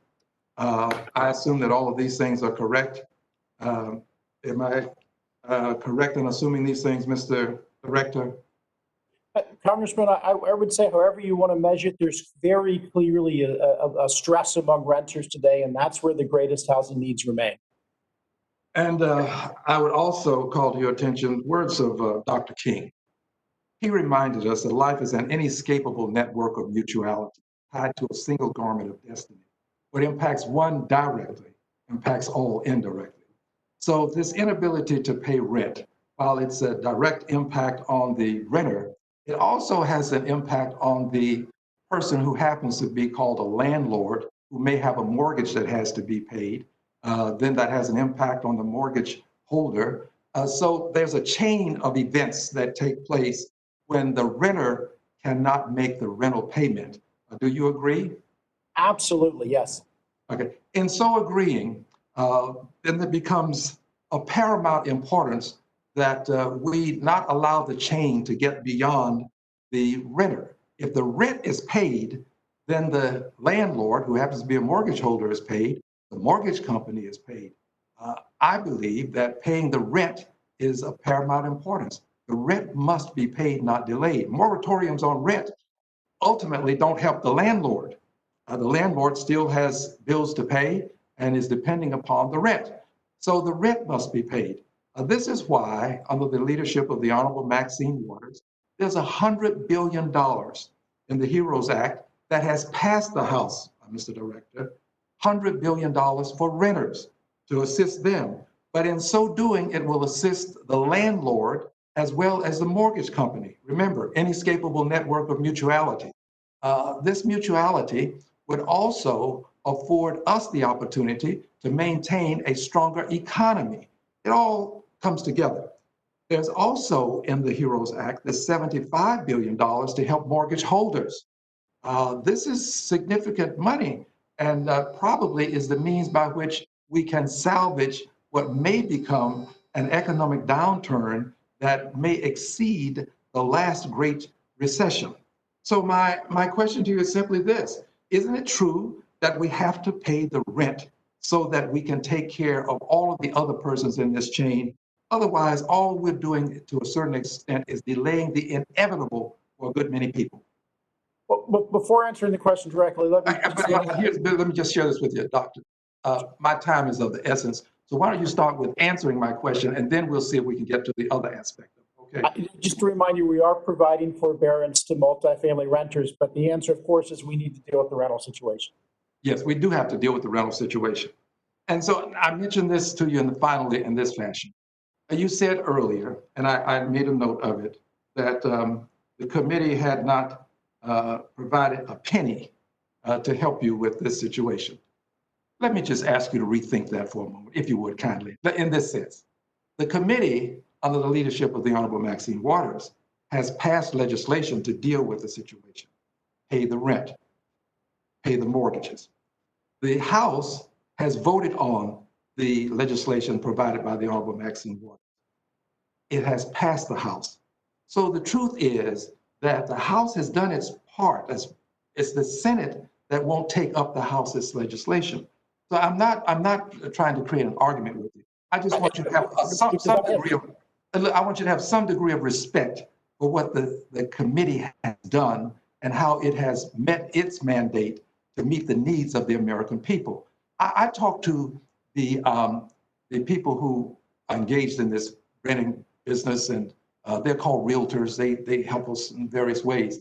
And the realtors tell me they're very much concerned about not only the rent, but the mortgages.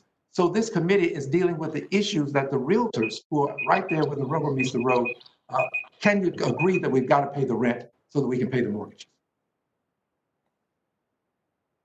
Your final response, can you agree that we have to pay the rent so that we must pay the mortgages so that the mortgages can be paid? I agree we must deal with all these issues, and I have to deal with the issues, and I can't wait to the houses to come to agreement. So respectfully, I encourage everybody to work together. Fair statement. This time has expired. I'd like to advise the members that votes have been called on the floor. We will continue with the hearing. And so for those members who have spoken, perhaps would want to go and take their votes while we continue. Thank you very much. I now recognize the gentleman from Ohio, Mr. Stylers, for 5 minutes. Thank you, Madam Chair. Appreciate you holding this hearing. Welcome, Dr. Calabria. And since you brought it up, and in answer to a couple of other members' questions, I want to give you some time to expand upon it. You said that you chose in your adverse market finance fee the least bad option you could find. I know you don't want to lobby Congress, but what other options could Congress give you if members of Congress don't like the adverse finance fee? Since this fee is resulting from costs that arise out of the CARES Act that are unfunded, of course, Congress could come in and fund that. And I do want to be clear, I'm not asking for a penny, because I think we at this agency and we at the enterprises can make this work without any taxpayer assistance. But so if the question is, were Congress to provide taxpayer assistance, Congressman, I think where you're going is, what would that number be? What I would say that is was my next question. Assuming that you said you wanted congressional financing, how much would it cost? I think it would have to be in the neighborhood of about 10 billion. That would make sure that we would not have to recess any fees to cover COVID costs. I certainly want to emphasize that's heavily caveat on the economy not getting considerably worse. And I understand you're not asking for it. I just wanted to understand if Congress were to do something to avoid that fee, because none of us want Fannie and Freddie to go bankrupt. And frankly, the option, if you do nothing, is Freddie and Fannie that have no reserves and are on the verge of insolvency. Is that correct? That is correct. And again, were Congress to provide funding to cover that hole, we would not have to implement the fee. And again, as you recognized, I'm not requesting any funding. We think we can make this work on our own. But again, I want to be able to give Congress the opportunity to find other solutions. Well, I appreciate you delaying the fee implementation through December to give Congress time to decide what we want to do. I think that's really important. I'd like to move on to the capital rule. I know that Mr. Lukemeyer talked a lot about credit risk transfers and sort of asked you about those. But one of the other things that doesn't get credit is MI coverage that's above the minimum level. It doesn't seem to get much credit in your capital rules. And I'm curious, if you've if you could explain to us why that doesn't get much credit in your capital rules. Well, we were trying to base this on the bank framework, and the bank framework doesn't give credit. But again, I would say that we do factor in the ultimate losses, so I do think there's a degree that which is credit. But I'm happy to provide you fuller analysis for the record of MI. I'd like fuller analysis, and I'd like to note for the record that the GSEs are not banks. And while I understand the bank capital rules as far as the level of capital is okay, I don't think you need to follow the bank capital rules up and down. And frankly, credit risk transfers, while I understand may not be dollar for dollar, are a very important piece of managing risk. And the other thing I'd like to add about credit risk transfers are, because you and I have had this conversation privately, Director, it's going to take years for the GSEs to be fully capitalized, and credit risk transfers can infuse some amount of shock absorber where less capital is needed immediately without the capital markets problems that the GSEs will have if they try to go to a full capitalization too quickly. So I guess I'd like to put in a plug for how important credit risk transfers are during the transition. I also think they play a role in the future of the GSEs because they would require less total capital to have, still the taxpayers off the hook. So I guess I'm not really asking you to comment on that because I know you already commented on it with Mr. Lukemeyer, but if you could take another look at that, if you could just tell us you might take another look at both MI coverage and credit risk transfers. And if you want to follow up with a fuller analysis on both of those to my office, that'd be great. Absolutely, we will do so. And let me commit to you that as long as the GSEs are in conservatorship and we're doing a conservatorship scorecard, we will be requiring them to engage in some CRT transactions. Well, since you bring that up, Fannie has stopped credit risk transfers, and I'm curious if you're going to encourage them to restart them. We certainly are. They have not stopped them at my direction, so let me be clear about that. Okay, thank you. I know my time is wrapping up. I'm going to follow up with some questions in writing to you. Thanks for being here. Thanks for your leadership, Dr. Calabria. I yield back. Thank you very much. I now recognize the gentleman from Missouri, Mr. Cleaver, for 5 minutes. He's muted. Mr. Cleaver is muted. Mr. Cleaver?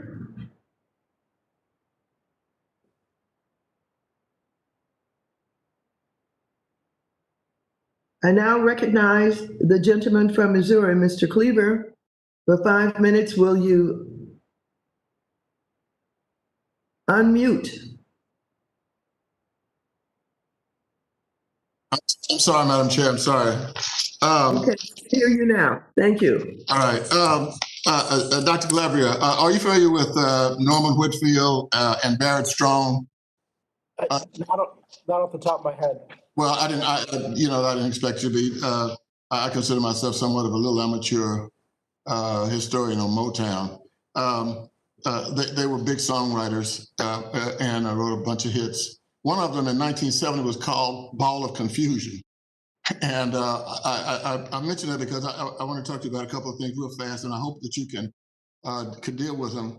And one of them happened just this past week.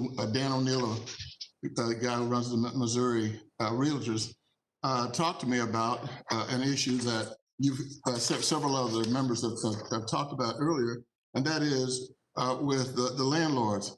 Contrary to what people would probably believe, many of the landlords, maybe most of them, are small landlords. They are, they people who save money and bought a duplex, or they bought some kind of apartment building, and they're trying to make a little money on it. And so they're in trouble, and they're going to be in greater trouble if we can't do anything. I mean, how are they going to make repairs and so forth? Is there something that you can do as it relates to these landlords? So let me first of all 100% agree with you on the problem. These small landlords are under a tremendous amount of stress. So if that small landlord has a mortgage that Fannie and Freddie hold, then we can offer forbearance to that landlord during however time they're under some stress. We've been doing this at 3 months at a time, so we can provide essentially a bridge, if you will, if they're a Fannie Freddie borrower. If they're not a Fannie Freddie borrower, then we don't have a direct relationship with them. Right. Okay. I appreciate that. I'm going to try to make sure that all of them get some information about it. I'm trying to rush. But the second issue is last week, one of the bankers in my district in a small rural bank looked in the newspaper and saw a story in the Wall Street Journal about Freddie and Fannie adding this 0.5% fee to all loans beginning September 1st, and others have spoken about it. But when they found that out, it was the night before, the day after it was done, which means that they've got to, in these small banks, they've got to go out and pay for somebody to come in and try to undo and redo loans. And I just think that's a bit much to drop on any bank, but certainly these small banks in a little town like Marshall, Missouri with 12,000 people, or Higginsville. So can that be delayed? Do you have the capacity? We will delay that. We are delaying that to December 1, Congressman. Okay, all right. Then I don't, Madam Chair, thank you. My work is done here today. Thank you, Congressman.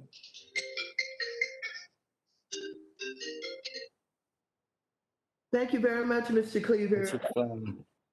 I now recognize Mr. Barr from Kentucky for 5 minutes. Mr. Calabria, thank you for being here today and for your testimony and your work at FHFA. And as you may know, the Democrat bill, the HEROES Act, called for an additional $100 billion in rental assistance. But I want to underscore the work that you have already done in this area at FHFA, keeping renters in their homes throughout this pandemic. As you noted in your testimony, FHFA built a nationwide multifamily forbearance programs and tenant protections, quote, from the ground up during the crisis, and I applaud your efforts. Tenants residing in multifamily properties with federally backed loans and forbearance may not be evicted. And on August 6th, you announced a number of additional renter protections for tenants in qualifying properties, including rent payment flexibility and a prohibition on late fees.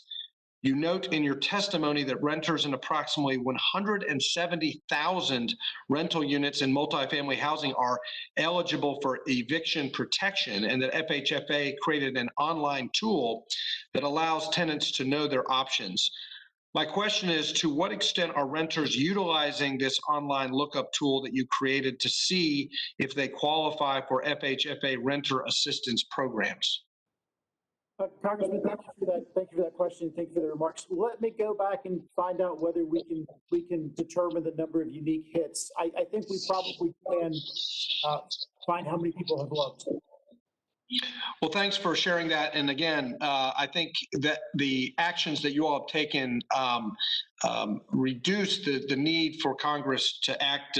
Maybe Congress does need to act, but certainly you've done a good job to help renters in this pandemic. I also want to echo my colleague, Congressman Stiber's thoughts on CRT. Unfortunately, we have heard from stakeholders that the proposed GSE capital framework doesn't account for the value of CRT, and there is a risk of disincentivizing private market participation. Do you agree with that? Do you disagree with that? I would disagree with it as a blanket statement. I think it's less an issue of counting or not. I think there's some difference in agreement on how much it should count rather than does it count. We certainly account for it. The question is whether, are we as generous as some would like and think we should be?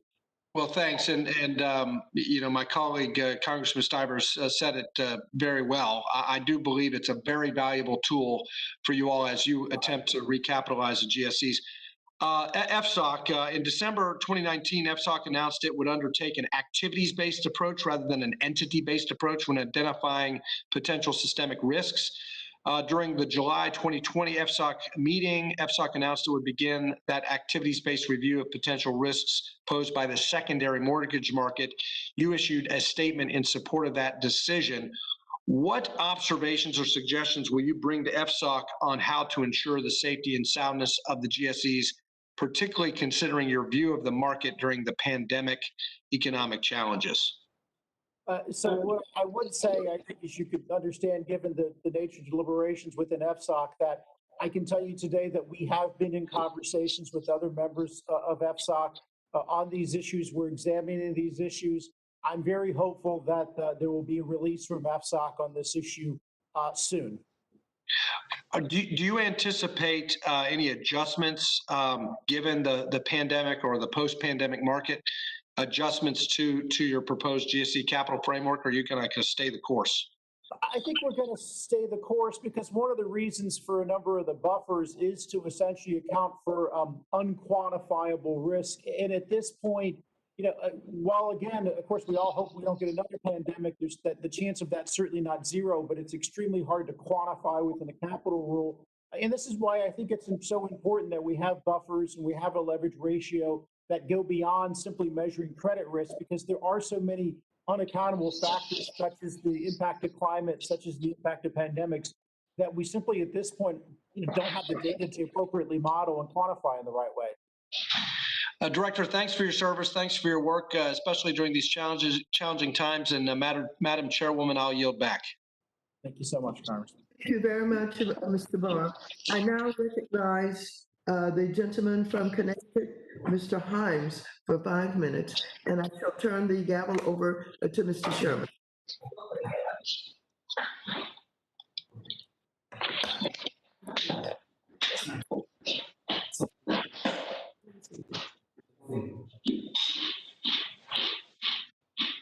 What's this?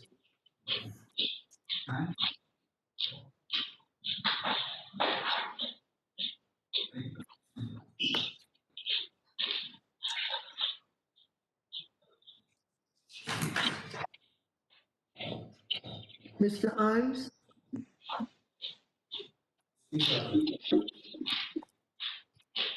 Mr. Himes, are you unmuted? Go to Mr. Caston. Mr. Caston. Go to Mr. Caston. Which one? Mr. Caston. Mr. Gaston. Thank you very much. Mr. Himes is not available. I will now recognize Mr. Caston, the gentleman from Illinois, for 5 minutes.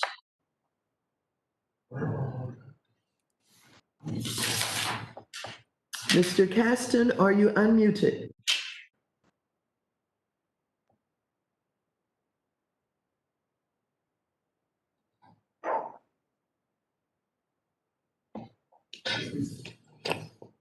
Okay, let us move on.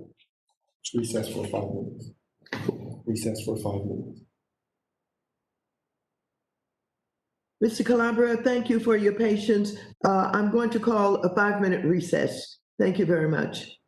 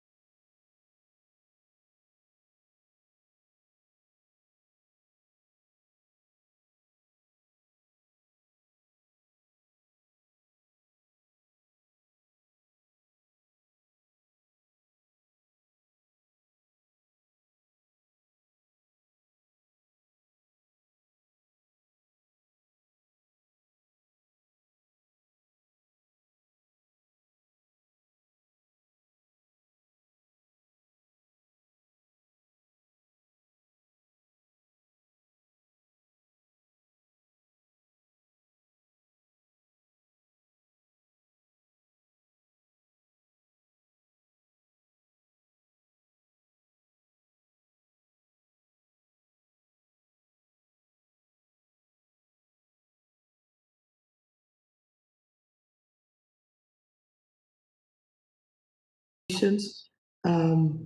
We had to have a 5-minute recess, but we will now move on. Madam Chair? Madam Chair? Yes. May I inquire why we need a 5-minute recess? We had 2 Republicans who were waiting in line for recognition. Is it because Democrats weren't available?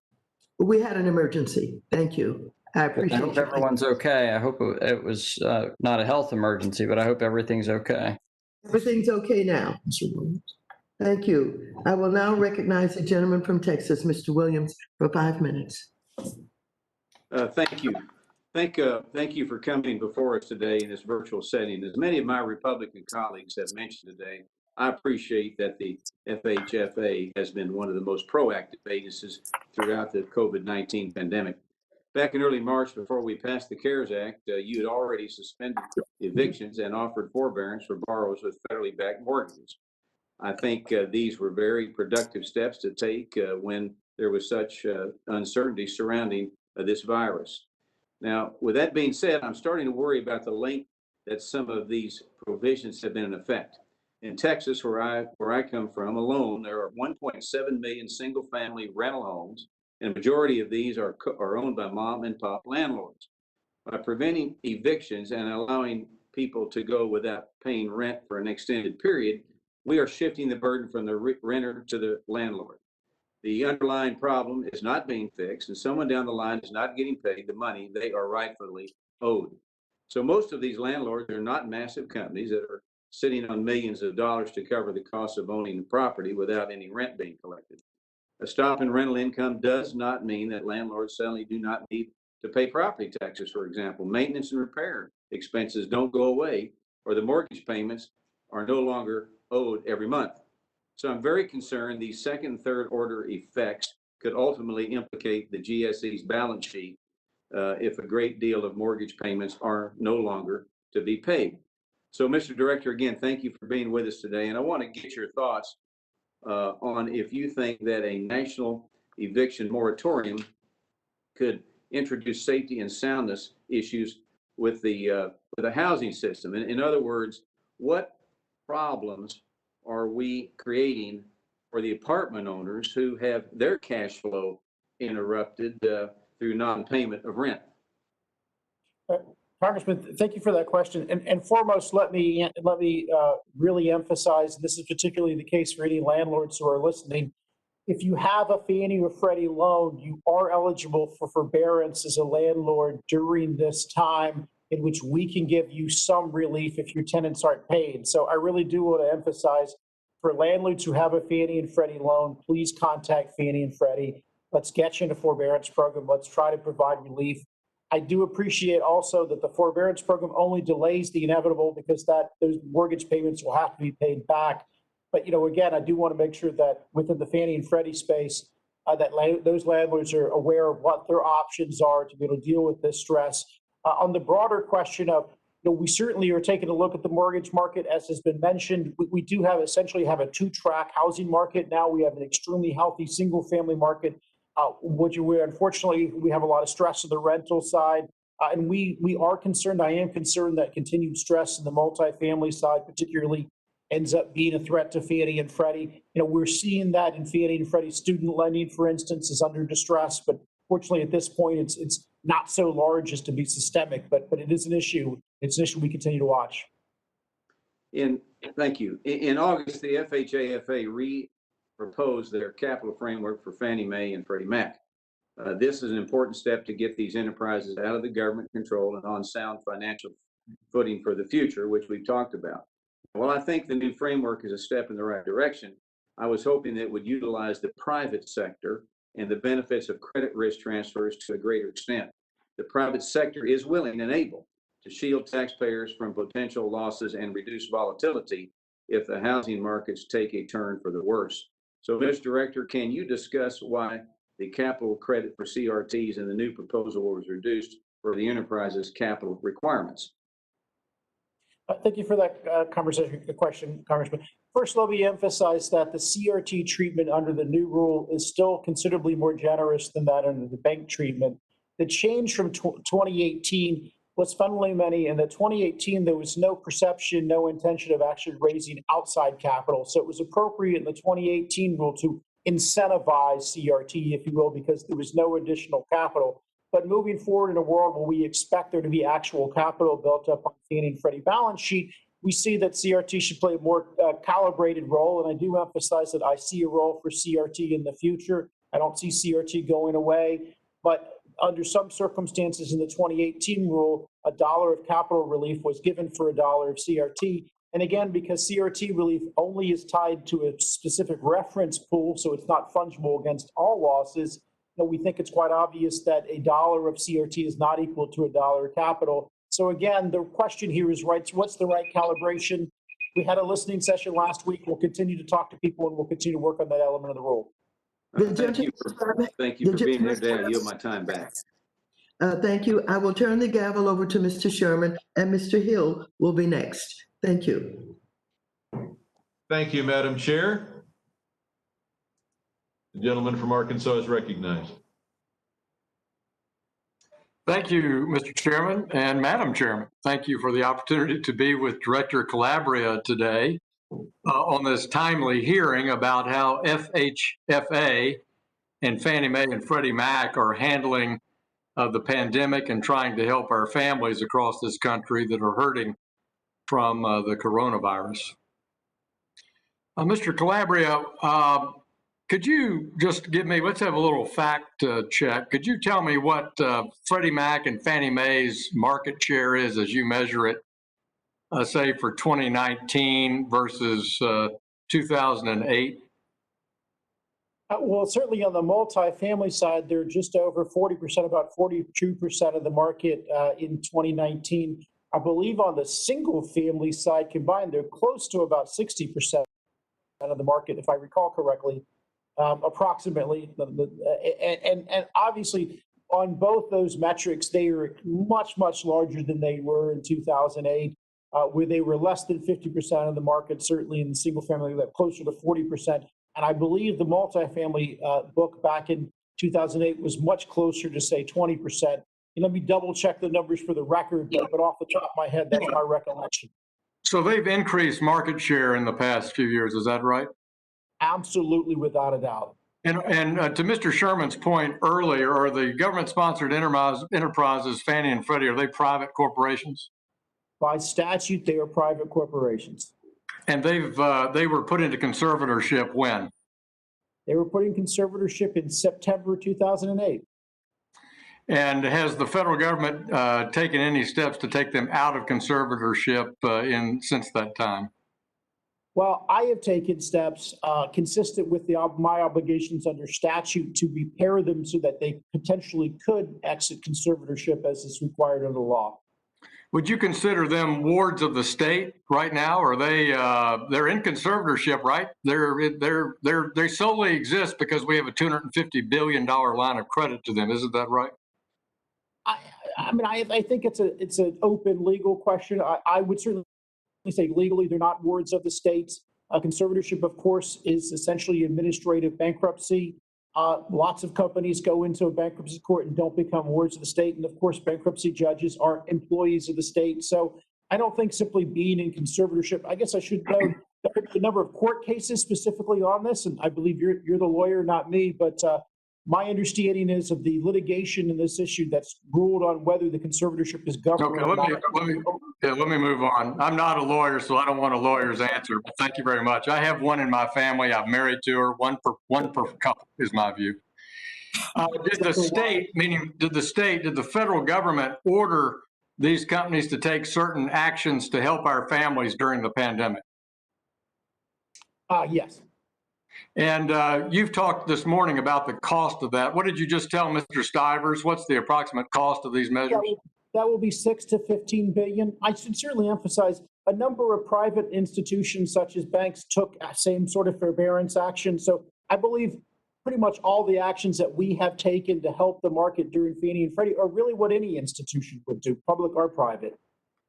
So since the state ordered these two companies that are in bankruptcy conservatorship to do this, you believe Congress should make up that difference instead of sticking our families with these fees. Is that a fair assessment? I'm leaving up to Congress to decide how to recoup these fees. I think that's a better question for this body to answer rather than me. And No on the one's- subject, on the subject of your capital rule, what is the leverage of the GSEs right now, Mr. Calabria? They are 250 to 1. And what's your proposed capital rule suggested the leverage be?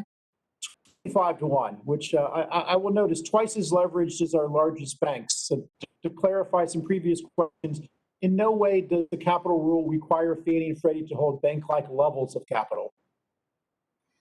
But you believe that 25 times leverage, which is really an agency type leverage ratio. You know, the brokerage companies, before they were all forced to become banks in the crisis, many of them operated around 25 times leverage, while the banks were closer to 10.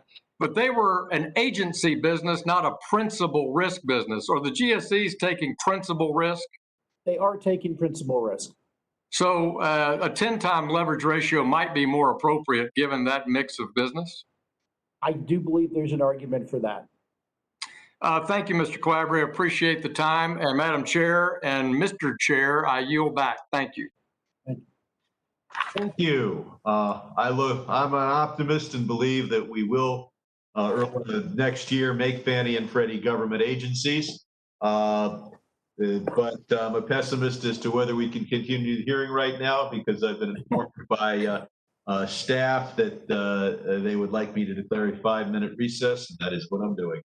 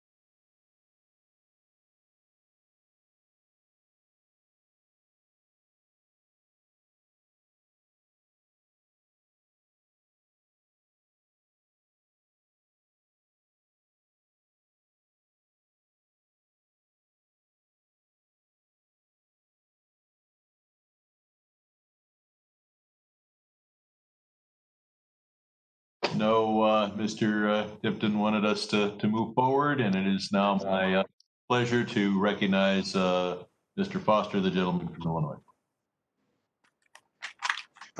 Thank you, Mr. Chairman. Am I audible and visible here? Yes, you are. Okay. Well, first off, Director Calabria, I want to thank you for what I regard as a very competent execution of a very misguided concept, which is to steer us toward the eventual recapitalization and release of these entities, which I don't think was ever really the intention when this was passed, more than a decade ago now. But that's what, as you correctly point out, that's what you inherited. Now, and I also want to concur in your respect for what was done on an emergency basis here to deal with the COVID crisis and the relief you've been able to provide. And so you can go through the list of your announcement of, limit the number of payment services required to make, the eviction moratorium, all this sort of thing. So my question, though, is do you think that the GSAs could have provided this much relief and this quickly if they were, in fact, fully private companies out of conservatorship with, a primary duty to maximize shareholder profits? What caution should be made when we try to think about what charter they might or might not be released on? First, Congressman, I would say if these enterprises were out with meeting capital standards, they could actually have provided even more relief without danger of endangering the system. And let me say broadly, I believe the statute requires me to get them out of conservatorship. I would certainly be delighted with Congress if Congress would clarify the situation of what the status of these enterprises should be. I certainly think that's an appropriate thing for the committee to address. Yeah, well, I worry specifically about their counter-cyclical mission, which is not the natural response to, private entities. Now, a second general question having to do with the implementation of the capital rule. When the capital rule is implemented, there's going to be, I don't know, fraction of $1 trillion of retained capital in Fannie and Freddie. So have you done the analysis that there's going to be a significant market rebalancing, the market share will change and so on. And there will be, for example, when G fees are ultimately a big fraction of them borne by the cost of home ownership, which will keep more people in rentals longer, the rents will go up, so maybe landlords will be slightly better off. But when you just rebalance the entire market to reflect the impact of your capital rule, where does the capital come from, and who are the winners and losers? Have you done that analysis? Are there third parties that have? First of all, Congressman, there's absolutely nothing in the rule that requires Fannie and Freddie to change their pricing. And in no way is the rule meant to drive a particular market share or market structure. How do you anticipate that they will raise the money to generate that much capital? Or in fact, could they have lowered the G fees or something if the rule was not in place? First of all, we expect them to continue to build up retained earnings, and we're hopeful at some point that there will be a public offering. And of course, that we're hopeful that the Treasury will eventually sell off its share and recoup the taxpayer investment. So again, they have earnings. They can continue to have earnings. That doesn't mean they necessarily need to raise prices. That's ultimately going to be their decision. And again, I share your observations as well as Congressman Sherman's observations about the tension under the nature of the status of these companies, and I greatly encourage Congress to resolve their conflicted status. Yeah, no, it's a conflicted status, as you say, we've been living with for a long time. But I would be interested if you had a baseline implementation of the recapitalization. The way you described it, it sounds like the losers largely would be the taxpayers who would no longer be getting the earnings sweep. Is that correct? Well, Congressman, I think the taxpayer would be better off because we'd have a cushion of capital to protect the taxpayer from financial instability. But the retained earnings would come, as you describe it, largely by an earnings sweep that won't happen, at least to the same degree anymore. And so The bulk of capital raise would be expected to go through a public offering, which would allow Treasury to exercise its warrants and recoup its investment. In fact, I think a public offering is likely the only way that Treasury would be able to recoup its very sizable investment on behalf of the taxpayer. Okay, and what is your attitude on the tail risk? You know, you have to hold 100% capital not to have a scenario where you actually, where there isn't enough capital and the government has to step in. Do you really envisage a future where that would not be a possibility? There's always some possibility, whether it's our largest banks or whether it's Fannie and Freddie, that the taxpayer may step in. I recognize Title II of Dodd-Frank attempted to end all that, but I don't think anybody believes that our largest banks don't have some sort of implied backing. Right, but what is missing there is a way to tax the entire industry to recapitalize the diff when that happens. Anyway, I hear a gavel and my time has expired. Thank you. Thank you. We now move on to Mr. Scott Tipton from Colorado. Thank you, Mr. Chairman. Dr. Calabria, thank you for being here. And do want to thank you for all of the hard work that you're doing. Did want to have a follow-up question in regards to Representative Wagner's question. And I'll paraphrase you if I wrote it down correctly, that you commented that you have a lot of bad choices and effectively try and make the one that's going to do the least amount of damage. Do you have some recommendations maybe for this committee in terms of what tools you might really need to be able to do your job? I think being able to get Fannie and Freddie out of conservatorship is probably one of the more admirable goals that we certainly ought to have. But what tools, what statutory movements would you see could be beneficial to you and your mission? Thank you, Congressman. Great question. I would say foremost among those, unlike the bank regulators who have authorities under the Bank Services Act to examine third parties, we do not. So for instance, I have no authority to examine all of the non-bank servicers who service Fannie and Freddie loans.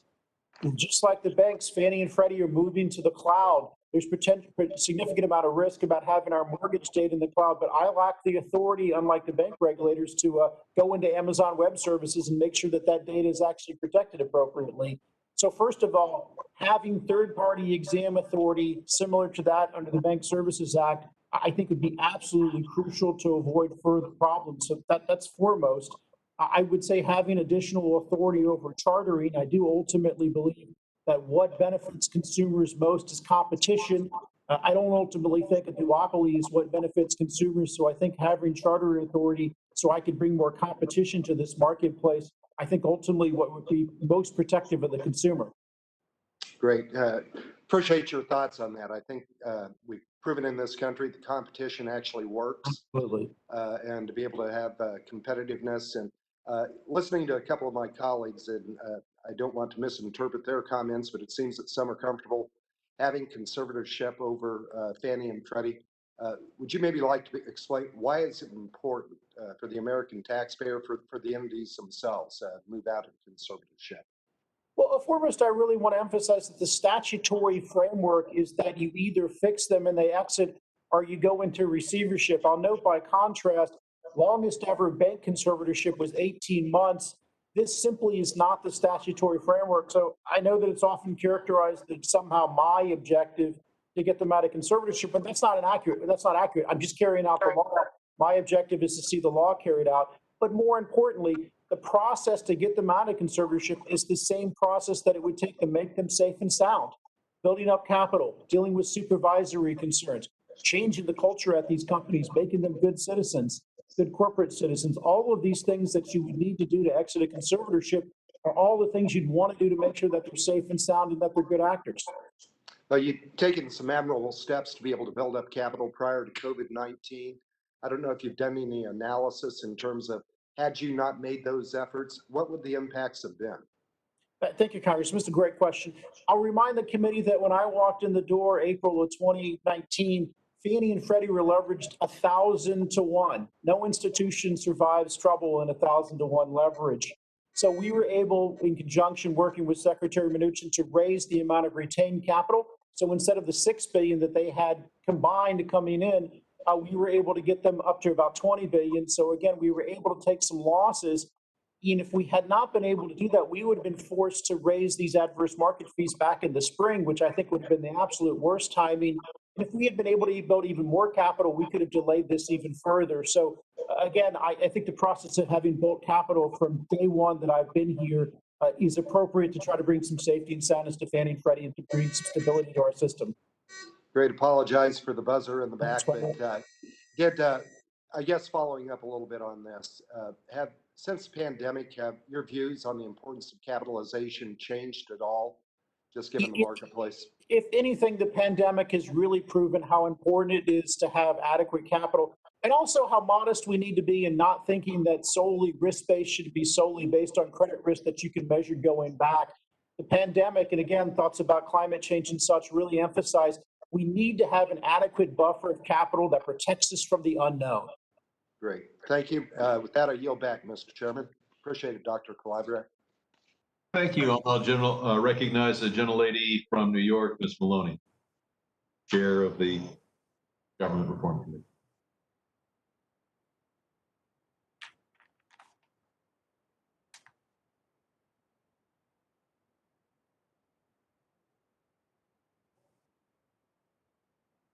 Ms. Maloney? Please Can you hear me? unmute Ms. Maloney. We hear you now. Thank you. Thank you, Doctor. Thank you so much, Chairman.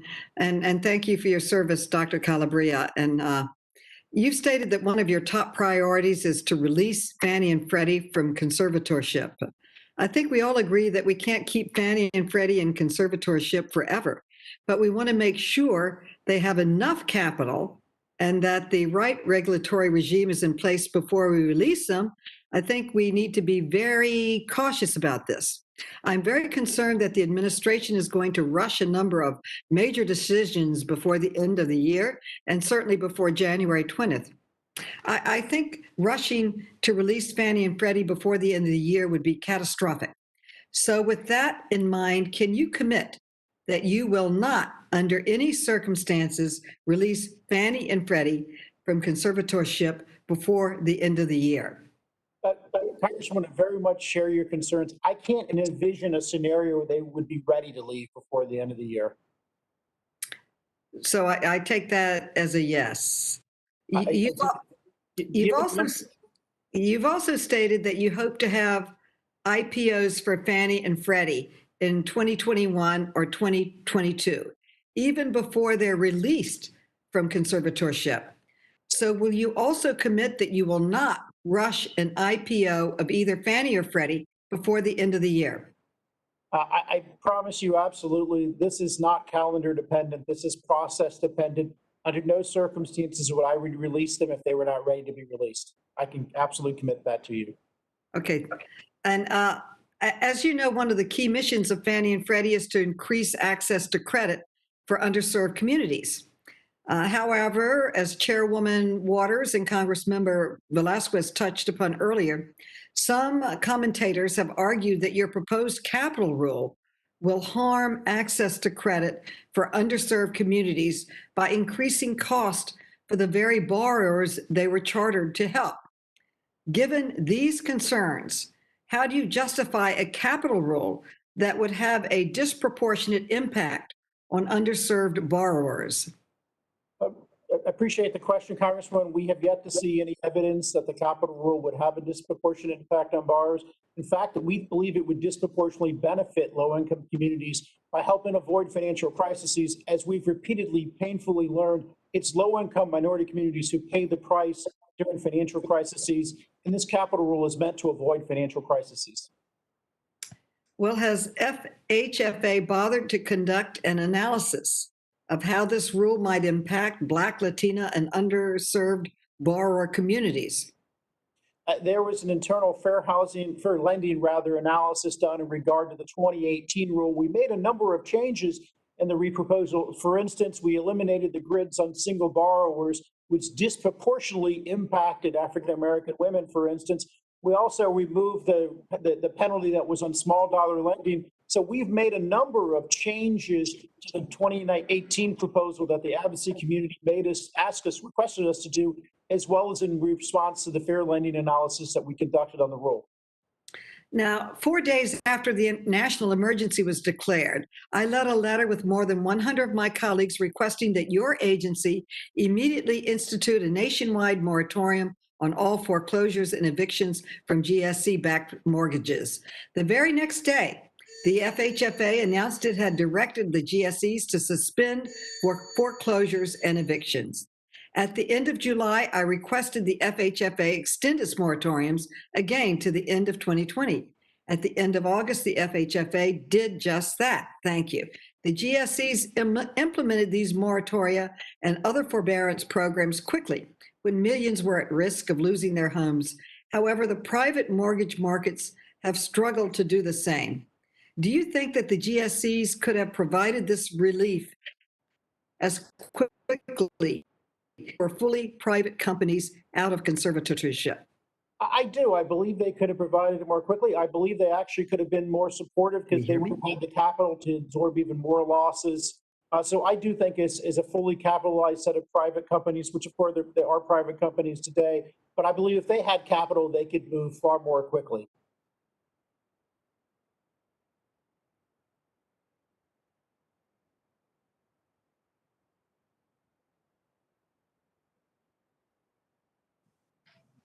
Mr. Davidson is recognized for 5 minutes. Thank you. Thank you all for just coordinating this meeting. And Director Calabria, thank you for your work really to keep our FHFA and the duties and responsibilities of that first and foremost. And just for bringing the great experience you have into a, as we can tell from this hearing, sometimes very thankless job. So appreciate it.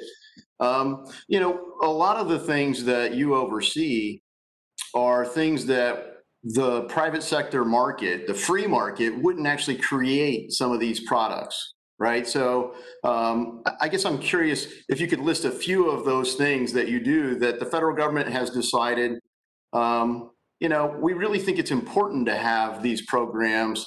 Could you highlight some of those programs that you oversee? That's a great question, Congressman. I'm not sure on a daily basis I divided that kind of bucket, but I will try to do my best here for you. I would probably create two broad categories. One, I would say, on one hand, there's an extremely large amount of the Fannie and Freddie business that is extremely high quality. You know, the number of loans that Fannie and Freddie make where the loan to values are less than 70%, where it's substantial down payments, very high FICOs, very low debt to income, that any lender would feel comfortable making is very significant. And I would maybe say that's as much as perhaps 80% of Fannie and Freddie's business. There's probably another 15% of their business that under most terms of the private sector would do. But I would say that maybe, and again, I want to emphasize it's a real approximation, so please don't hold me to it. Probably around 5% or less of their business is business. And of course, I'm not counting this would otherwise go to FHA, but this is business that most private lenders would probably say that this is simply too risky, or else they would have to price considerably higher. And so most of what Fannie and Freddie do in that regard, you know, again, whether we want to explicitly subsidize that small amount or the overall amount certainly is a decision for Congress to make. But on the loan products, most of what they do, the private sector, the rest of the private sector rather, would and could do. Yeah, thanks for that. So that's a without naming the exact programs, it gets to the heart of what I'm concerned about. So much of the portfolio would truly be able to be priced in a sense that the market could provide a price. And I think it's really important that that part is able to be, you know, re-enter the market. And the tool to do that is the credit risk transfer or structured credit market. Incredibly important, whether you're talking, you know, in any of the four main sectors of it, but certainly a big portion comes under FHFA. And so when you think about how important that is, the structured credit market is a massive part of how we've kept nominal rates low for the vast majority of borrowers, because the yield is able to happen primarily because of liquidity. Right. So if the vast majority of things entering the structured credit market are really things that the market understands have priced, would price, then when you pass that on into the secondary market, then the market knows how to price that. Even if it's a standalone vehicle or bundled up together, it consists of market risks, things the market would do. But I guess my concern is there are certain things, as you referred to it as maybe 5% of the portfolio, that the market really wouldn't do. Now, I'm not debating whether the federal government should or shouldn't do those things. I guess my concern is that they shouldn't really enter into the credit risk transfer pool and be considered market risk. Now, a lot of people know that, okay, it's in there, so you got to cover for it and dilute it with other things. But it's like, well, why would you put poison into an otherwise healthy food chain, right? So how are you able to protect, what's your thought on how to protect the market from non-market risk in that sense? Great set of questions and points. And let me first say, I think the CRT market has been so helpful in illustrating that there actually are investors who want to take mortgage credit risk. And certainly for a very long time, one of the arguments for keeping Fannie and Freddie in their current condition was that nobody else would take mortgage credit risk. And so I think CRT has demonstrated there is an appetite for that. I think the way that the GSEs have traditionally done with the point of your point is that they've had rather high, what you call attachment points. And so until you hit the attachment point, Fannie and Freddie take the first loss of the CRT. So if you take my example of, say, 5% of the pool is not what the private sector would necessarily want, where the structure of the pool generally leaves that first 5% or so with Fannie and Freddie. Thanks so much. Wish we had more time to talk and would love to at your convenience. My time's expired and I yield.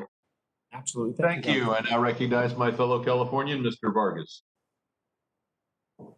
Thank you very much, Mr. Chairman. I want to thank the chairman and the ranking member, and of course, Dr. Calabria. Thank you very much for being here. I appreciate it. In a normal economy, when a borrower requests early forbearance, it could be a sign that the loan was poorly underwritten and therefore problematic for the enterprise to purchase. However, during the pandemic, early requests for forbearance have become more common and more likely an indication of the broader economic uncertainty that poor underwriting or responsibility is not the issue.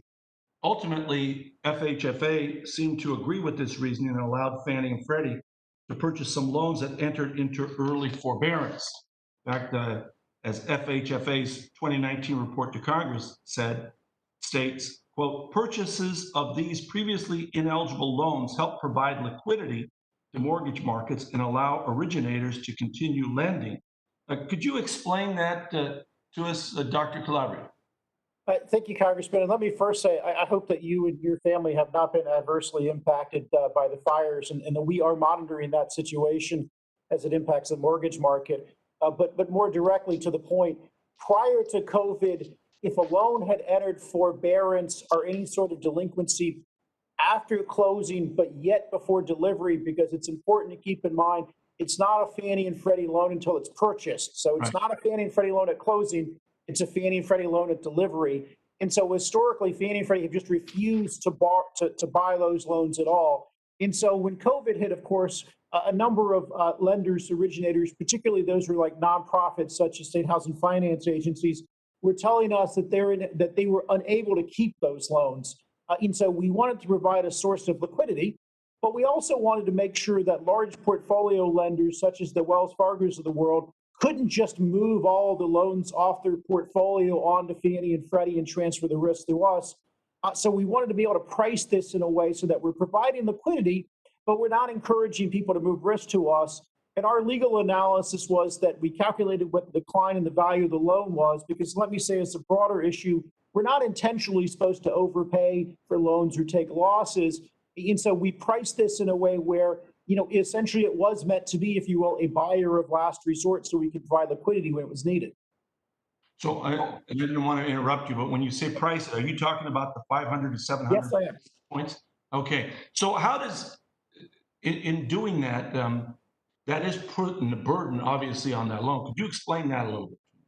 So the way the loan pricing works is we have calculated, and again, I should say, start as a comparison, there is an active private market for those loans, and the pricing discounts are 20 to 25% off. So, there are alternatives for lenders, but what we wanted to look at this and say is, given that loans entering the forbearance have higher ultimately delinquency and loss rates, given that if it was going to be in forbearance, you're automatically not going to get 3 months or more of interest.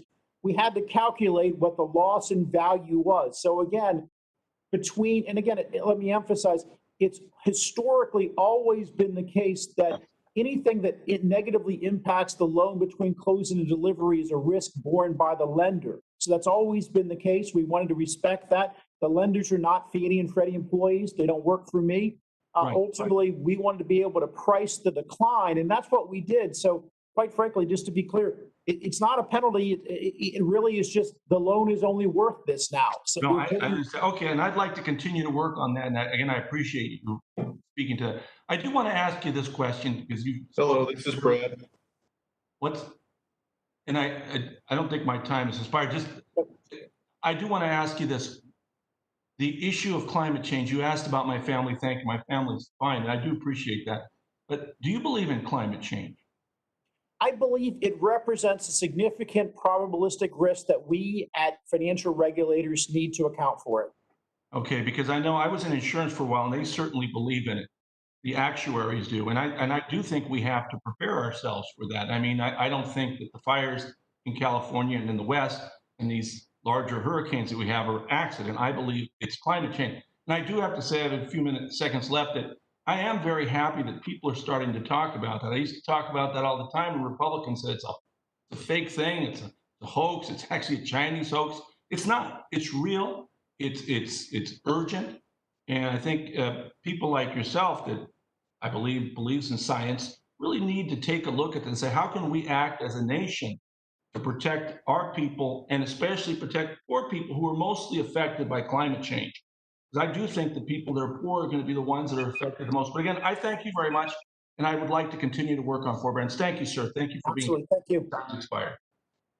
Thank you. I now recognize the gentleman from Georgia.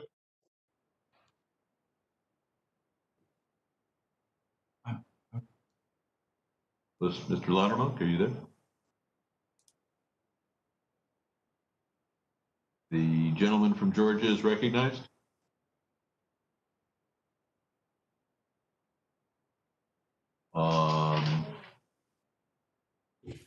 Okay, we're going to move on to the gentleman from North Carolina, Mr. Budd. Thank you, Mr. Chairman. And again, Director, thanks for being here. Question about the origination flexibilities that have been put in place by the GSEs. They've been crucial to conducting mortgage transactions safely during the pandemic and have helped the mortgage market remain a bright spot in the economy during these recent times. Now, these flexibilities, which impact areas such as appraisals, verifications of income, power of attorney, they've been extended on a month-by-month basis. But given that the current public health crisis remains ongoing for the foreseeable future, maybe after the election, we'll see. Are there any plans to extend these flexibilities for longer periods of time just to provide more certainty and stability? We're currently in the process of evaluating the impact of these flexibilities. And I certainly want us to make sure that we're thoughtful about making long-term changes, for instance, to the appraisal industry, as you mentioned, or to home inspectors. You know, we want to make sure before we make long-term changes that we hear from those organizations, that we hear from those constituencies. And so we're engaged in, first and foremost, right now, an internal risk review. We're engaged in internal risk review, looking back to see what has been the impact of these flexibilities on the risk. But we intend before the end of the year to issue a request for input, on some of these flexibilities so that we can hear from market participants and others on what the impact has been and what we should keep and what we should extend and what we should modify. Thank you, Director. Just to borrow an analogy from healthcare, we're doing so much more telemedicine now. We're seeing that we should have done that pre-COVID, and we should continue to do that after COVID. So there's things like that we're seeing in home mortgages and in the home purchase process that we probably should be doing, should have been doing before and should do long after. So please keep that in mind if you would. I want to say that I like FHFA's efforts to move the risk of Fannie and Freddie away from the taxpayer and onto counterparties. And as we look at a longer time frame for the recapitalization, it seems like a really good idea to protect taxpayers from another possibility of a housing downturn. So would you be willing to commit to working with me and others on the committee to ensure that taxpayers are adequately protected during this time, particularly including during the possibility of offloading downside risk to private capital markets, reinsurers, and other qualified risk transfer partners? Absolutely. We look forward to working with every member of the committee on these issues. That'd be great. Thank you. And last question is, before the pandemic, I know your agency was involved in a comprehensive review of all the pilot programs of Fannie and Freddie. It continues to concern me that both Fannie and Freddie set the capital standards for the mortgage insurance industry and then turn around and creates mortgage insurance pilots to compete against the very industry that you oversee. So I'm speaking specifically about the integrated mortgage insurance and enterprise paid mortgage insurance option, or EPMI. So should a GSE in conservatorship or in any state, should it be permitted to set capital for a counterparty and then compete against them in the primary market? I share your concern, raise that question. We had hoped to have that issue resolved before when COVID hit. And obviously, this is one of those regulatory issues that's been delayed because of COVID. But I certainly want to commit to you, Congressman, that this is an issue that we want to resolve. Thank you, Director. I appreciate you being here today, and I yield back to the chair. Thank you.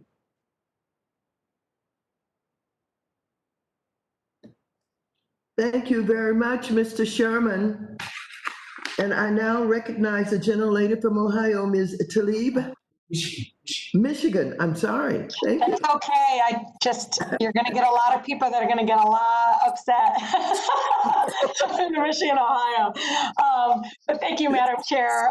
Dr. Calabria, hey, I'm just letting you know it's a really big rival. My district, 13 District Strong, is really hurting right now. I don't know if you've ever heard, but me talking about my beloved district. It's the third poorest congressional district in the country. So the pandemic has really exposed a lot of the broken systems and programs during this pandemic. The Neighborhood Stabilization Initiative was created by your agency, correct? Well, it was initially created by Congress, but it was implemented by this agency in some Yep, regards. you all implement the process. So the goal was to stabilize neighborhoods that were hit hard by the housing downturn. That was the goal of the Congress when they created it. Also was to help reduce the inventory of what they call real estate owned properties by putting those homes in the hands of residents, correct? Absolutely, yes. Yeah, and so, do you believe the NSI program would be useful in stabilizing neighborhoods and retaining home ownership during the pandemic right now? I believe it could be in targeted neighborhoods, yes. One of the things, though, Doctor, is I really think we need to ensure that we don't repeat the damage this program actually created on the ground. And as you know, I know you're not in your head, but did you know that since 2014 in my district, 15,000 homes were actually torn down and sold to deceitful or scrupulous kind of companies in my district? Were you aware of that? I was not aware of those specific particular examples, but I've certainly heard of similar cases elsewhere. And let me very much agree with you that there was a number of ways in which the response to the 2008 crisis were not well executed. And I think it's so important that we don't repeat those errors this time around. And I'm so glad to hear you say that, Director, because, consumer advocates have really pleaded about, making sure that repair and sell these homes and actually put them in the hands of actual residents. It is so critically important because I can tell you right now, NSI has left a lot of my neighborhoods in despair. And one of the other really important things is consumer advocates, and this is where I need your partnership, has really been pushing and urging a lot of banks, that received a huge taxpayer bailout, as you know, during the last recession, to force them to lend, to give smaller loans to many of those that do, benefit from the NSI program.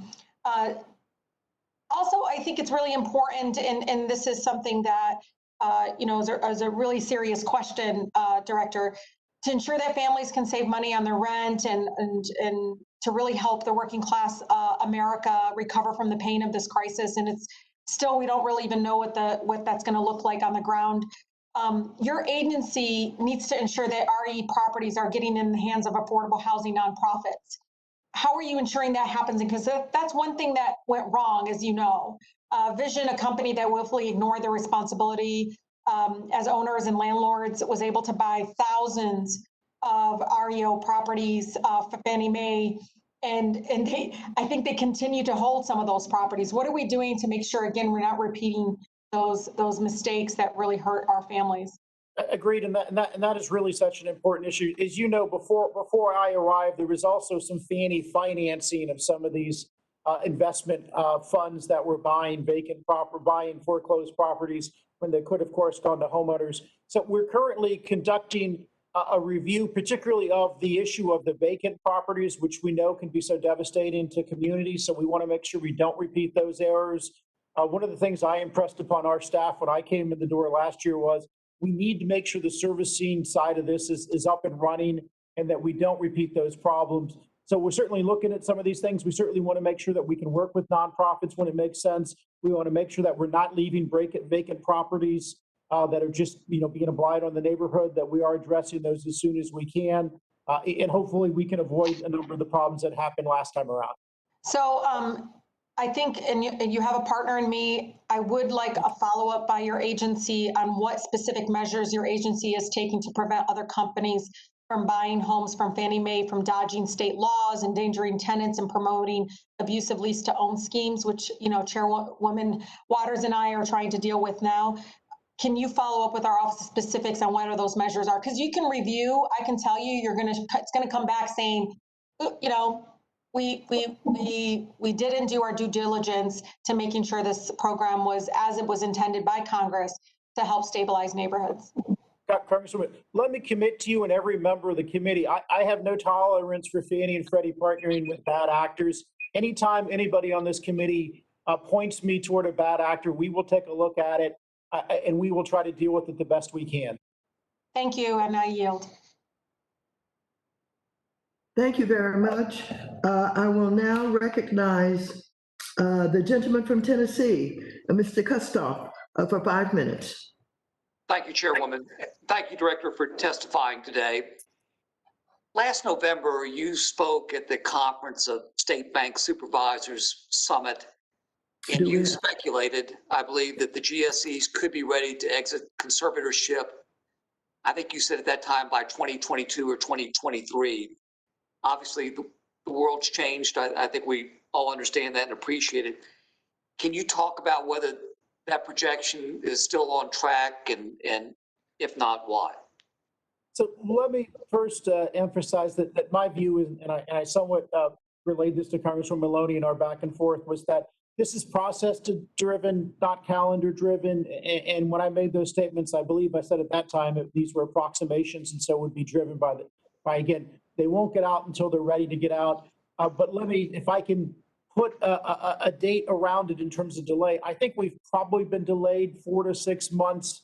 But again, I want to caveat that really depends on what the housing market looks like going forward, what the equities market look like going forward.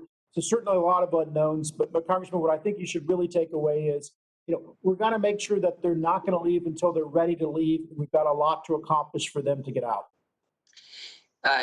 You just talked about trying to project what the housing market looks like. And I appreciate the challenges that you have along with everybody else. What do you think about the next 6 to 12 months in terms of the housing market? And again, repeating my earlier observation that I think we've got a 2-track housing market where the single family purchase market is going extremely well. I think it will continue to go well for at least another 6 months. I am very much concerned on the rental side and on the multifamily side. I think we've just facing a very different set of scenarios there. But I would also say that, while it's very hard to date these things, I do think we're closer to the peak of the single family market than we are to the bottom. And so certainly my instincts are probably within the next 2 years, this rally, if you will probably have run its course. And so we do need to be concerned about a potential downturn in the housing market.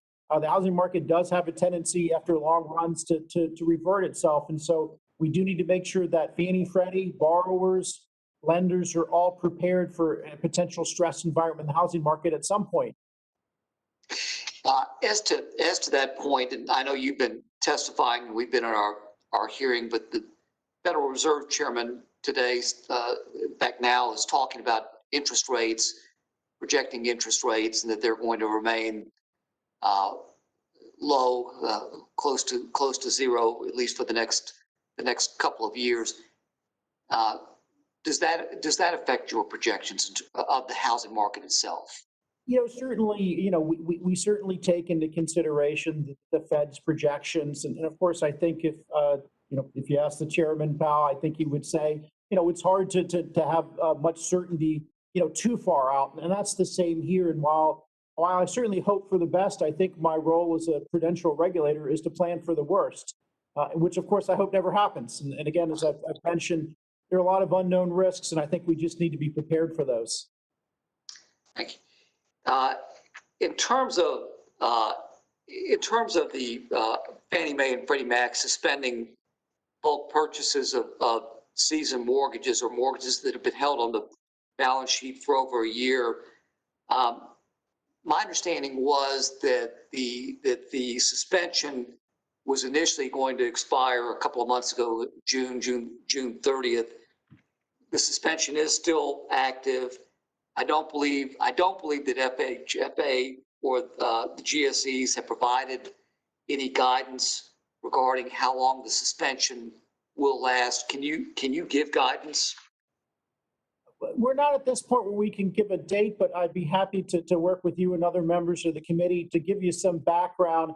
We were very concerned early in the crisis. We had been approached by a number of very large depositories, some of the largest banks in the country, who wanted to move considerable amounts of their seasoned mortgages, which were hitting some stress. And so, quite frankly, we were concerned about having our largest banks, who are leveraged, while we could argue whether they're too highly leveraged or not enough, that were leveraged 10 to 1, wanting to pass on the risk of seasoned loans to Fannie and Freddie, who are leveraged 250 to 1.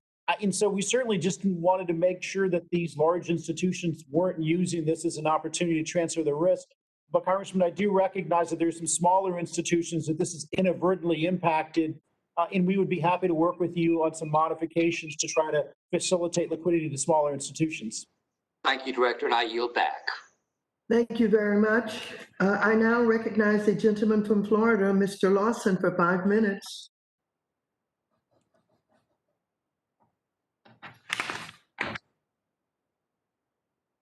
Mr. Lawson? He's muted. Can you hear me now? Yes, I can. Thank you. Okay, thank you. Madam Chair, thank you for having this meeting, and I welcome the director to this meeting. And Mr. Director, I've been listening to many of my colleagues ask questions, and one of them is that really on my mind, and I know it's on the mind of the chairperson, and we've been receiving, I have been seeing on television different problems that occurred around the country, which related to evictions. And since the FHFA extended the foreclosure and the conviction moratorium through the end of the year, I worry that we will see an influx of evictions come in January, and homelessness, which is very important, will reach a new all-time high with this pandemic. Do you have the same concerns, and is there a plan set in place to deal with the potential outcomes? Congressman, I share your concerns, and let me commit to you that if the data, as we approach the end of the year, suggests that we need to extend our eviction foreclosure moratorium beyond the end of the year, we will do so. Okay, thank you. And from your perspective, and I know that you've heard from some of my colleagues about the HEROES Act that we sent down to the Senate, which Madam Chair had a great deal to do with the homeless program that we see out in California, and they see on the streets. They highlights all the time. And do you have any influence in this regard when you talk to Senate, some of our Senate colleagues, is to, because of this pandemic, that we need to move on this before the end of the year? And I've heard some of my colleagues on both sides talk about it. What do you think is going to be the outcome as we approach the end of the year? Because this pandemic that we have been faced with, is everyone anticipated that in the early part of July or in August, that everything will start to stabilize and everything will try to go down.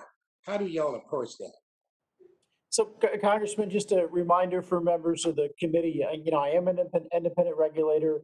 I'm not part of the administration, not part of the negotiations between the Senate and the White House. So, again, we're not privy to that conversation. We certainly share everybody's, I hope, general feeling that we can have some resolution and deal with these issues. But our agency doesn't have a role in that process. Well, the question I was asked, and I understand that, do they ever ask you for input from your perspective with the responsibility that the FHFA has? Do you get any do they ever call you for recommendation? So we do get inquiries on issues dealing with us. So for instance, sections 4022 and 4023 of the CARES Act, that language was shared with us late in the process by the Senate as that was being debated. We had offered some suggestions of some they took, some they didn't. But we did have a conversation, but it wasn't a question about the overall bill. It really is reach from the Senate Banking Committee in terms of the issues that directly impact, our agency. Well, it's great to have you here, and I know this question might be unfair, but you don't have to answer it. Do you feel that we are headed in the right direction in terms of what we would like to do for the rentals, for the landlords, which a lot of our major cities are experiencing? I mean, do you feel that we're headed in the right direction? When you say we, you're referring to the HEROES Act, referring to Congress, if you're referring to the economy, could you be more specific? The HEROES Act that is pending, that is for the Congress right now, did we leave out anything? Are we headed in the right direction in what we're trying to do? Well, thank you, Congressman. I have not personally had an opportunity to go through the HEROES Act housing provisions, and we'll do so and get back to you. Okay, that'll be fine. Madam Chair, with that, I will yield back.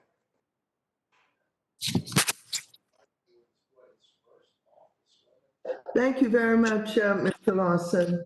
I will now yield 5 minutes to the gentleman from Georgia, Mr. Laudermilk. Well, thank you, Madam Chair and Director Calabria. I appreciate your being with us today and engaging in this process. It's been a challenging time for a lot of us across the nation, but I believe America is strong. We've relied on our enterprises, our private businesses, and especially our small banks with our support to get us through this. And our healthcare professionals have been phenomenal. And I have no doubt we're going to make it through 2020. We're going to make it through these other challenges we have in the housing market and rental. But for this, I'd like to follow up with you on the enterprise capital rule, which some of my colleagues have already discussed.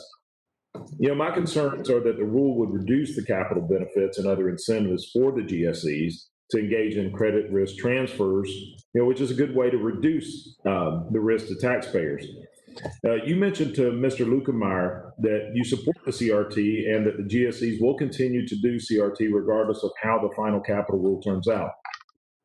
But I'm concerned that we've already heard evidence to the contrary, because in a recent filing with the SEC, Fannie Mae disclosed that it had paused its CRT program because this rule would reduce the amount of capital relief they get from CRT. With that case, how can you be sure CRT will continue if the capital rule is implemented? First, let me emphasize, Congressman, that while they're in conservatorship, we put out a conservatorship scorecard.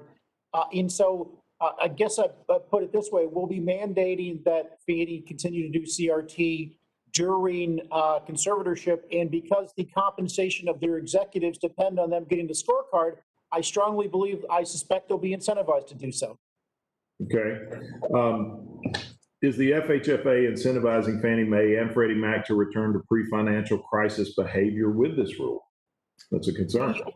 Just the opposite, Congressman. We were trying to deal with making sure they don't go back to their pre-crisis behavior. Certainly, as I've emphasized in a couple of conversations today, I do believe that the model of privatized gains and socialized losses that represents the government-sponsored enterprise has some deep structural flaws that are outside of my authorities to fix. So I would certainly encourage Congress to address those issues. But I believe having these a better capitalized.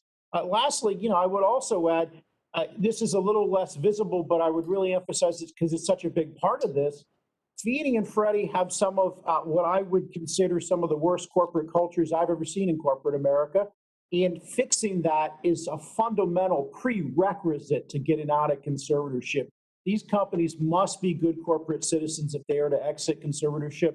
And the truth is we have a lot of work to do on that front. Well, I appreciate that, and that's refreshing to hear you say that because I share those same concerns. Another concern is that the capital rule would require the GSEs to hold almost double the capital for multifamily loans as compared to the single family. That's not consistent with the historical rate of loss in multifamily, which has been much lower than that of single family, and it could impact the supply of multifamily housing. Following up on your conversation with Mr. Huizinga, can you confirm that if you have an economic analysis to study the impact of multifamily capital requirements? Congressman, I'll see what we can share, and I'd be happy to share with the committee. Okay, I appreciate that. Madam Chair, I will yield back the remainder of my time. Congressman. Thank you very much. I will now call on the gentle lady from California, Ms. Porter, for 5 minutes. Thank you.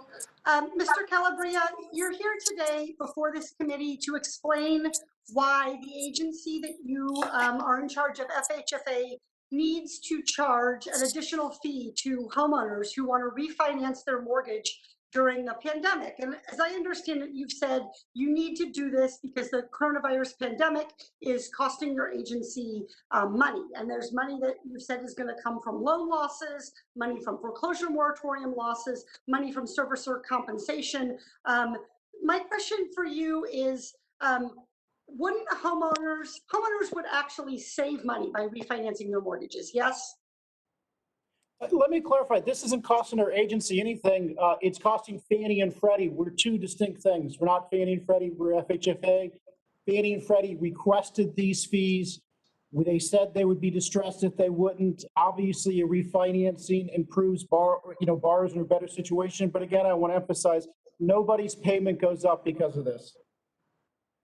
Correct, but there is without this adverse fee. So we have this adverse market fee that we're dealing with here. Without this adverse market fee, this creates an additional fee on homeowners when they refinance that would not exist if you had not put forth the adverse market fee. Without this fee, I'm not paying to keep people who've lost their jobs in their home. Without this fee, families are on the street. Without this fee, families are. Mr. Calabria, you're reclaiming my time. Mr. Calabria, homeowners can refinance with or without this fee. By adding the adverse market fee into the refinance process, you are increasing the cost of refinancing for homeowners. Their overall mortgage payment will go down by refinancing. I understand how a refinance works. Thank you. But as compared to no adverse market fee versus your proposal, which is adverse market fee, homeowners are being asked to pay more. Congresswoman, I would certainly welcome your assistance in finding a way for us to pay to keep people in their home, which is my first priority here. I appreciate the burden on people. I have an idea for you, Mr. Calabria. Did you go to Congress instead of creating fees on families that total, $5 or $6 million? Why don't you simply, $5 or $6 billion? Why don't you go to Congress and ask them? Why didn't Congress pay for these things when the CARES Act was passed? Well, have you asked us? Was there not understood that if you pose mandates on private companies via legislation, as one does in the CARES Act, it was widely understood when the CARES Act was passed that costs would be placed on the mortgage market? Perhaps I naively assumed that when those who voted for the CARES Act knew that perhaps they didn't know there would be costs. So this is why it's been delayed to give Congress the opportunity. This is why the numbers are being presented today. So if Congress wants to come in and provide the funding, the fee goes away. It's really quite that simple. But Mr. Calabria, you're in charge of the agency. It's your job to come to us and say, We need additional resources. One way we could get it is by increasing the costs on homeowners who are already struggling to stay in their homes, to add costs to a refinance that is in fact designed to benefit homeowners. It's not our job. I mean, we're here today. You could have come to us today and asked us for this $6 billion so that we avoid putting these costs on the homeowners, and yet you're not. And that's why, no, respectfully, Congressman, we've delayed the fee so that Congress can come up with a solution. The fee has not been implemented. Okay, so let me ask you again, have you asked Congress for this money? I am not. We can find a way to pay for it in the mortgage market. Because again, the charters require expenses to be covered by income. I simply assume that in Congress passing the CARES Act and Congress having passed the charters, that Congress very clearly intended for me to recoup expenses via income because that's a statutory framework. Well, of course, Mr. Calabria, but you write the budget. You know how much money you need. Congresswoman, we don't write, these are the fees that, you have CBO. None of this went through CBO. If the CARES Act had been scored, and again, I also want to emphasize, we don't determine the ultimate cost of the borrower. The lender determines the cost of the borrower. This is the fee charged to lenders, not a fee charged to borrowers. You don't think lenders, Mr. Very free market, don't think that lenders will pass this fee on to borrowers? That's a question upon lenders, just like any costs out of Dodd-Frank ultimately passed. Have you had any conversations with lenders that suggest that they will absorb this fee rather than passing it on to homeowners? Some of them said they would absorb it. Really? Yes, I'm happy to. Would you provide to the committee a number of those lenders that have agreed to absorb? I would be happy to connect you to lenders that said they would absorb some of it. Thank you. The gentlelady's time has expired. Thank you very much, Ms. Porter. I will now call on Mr. Hollingsworth, the gentleman from Indiana, for 5 minutes.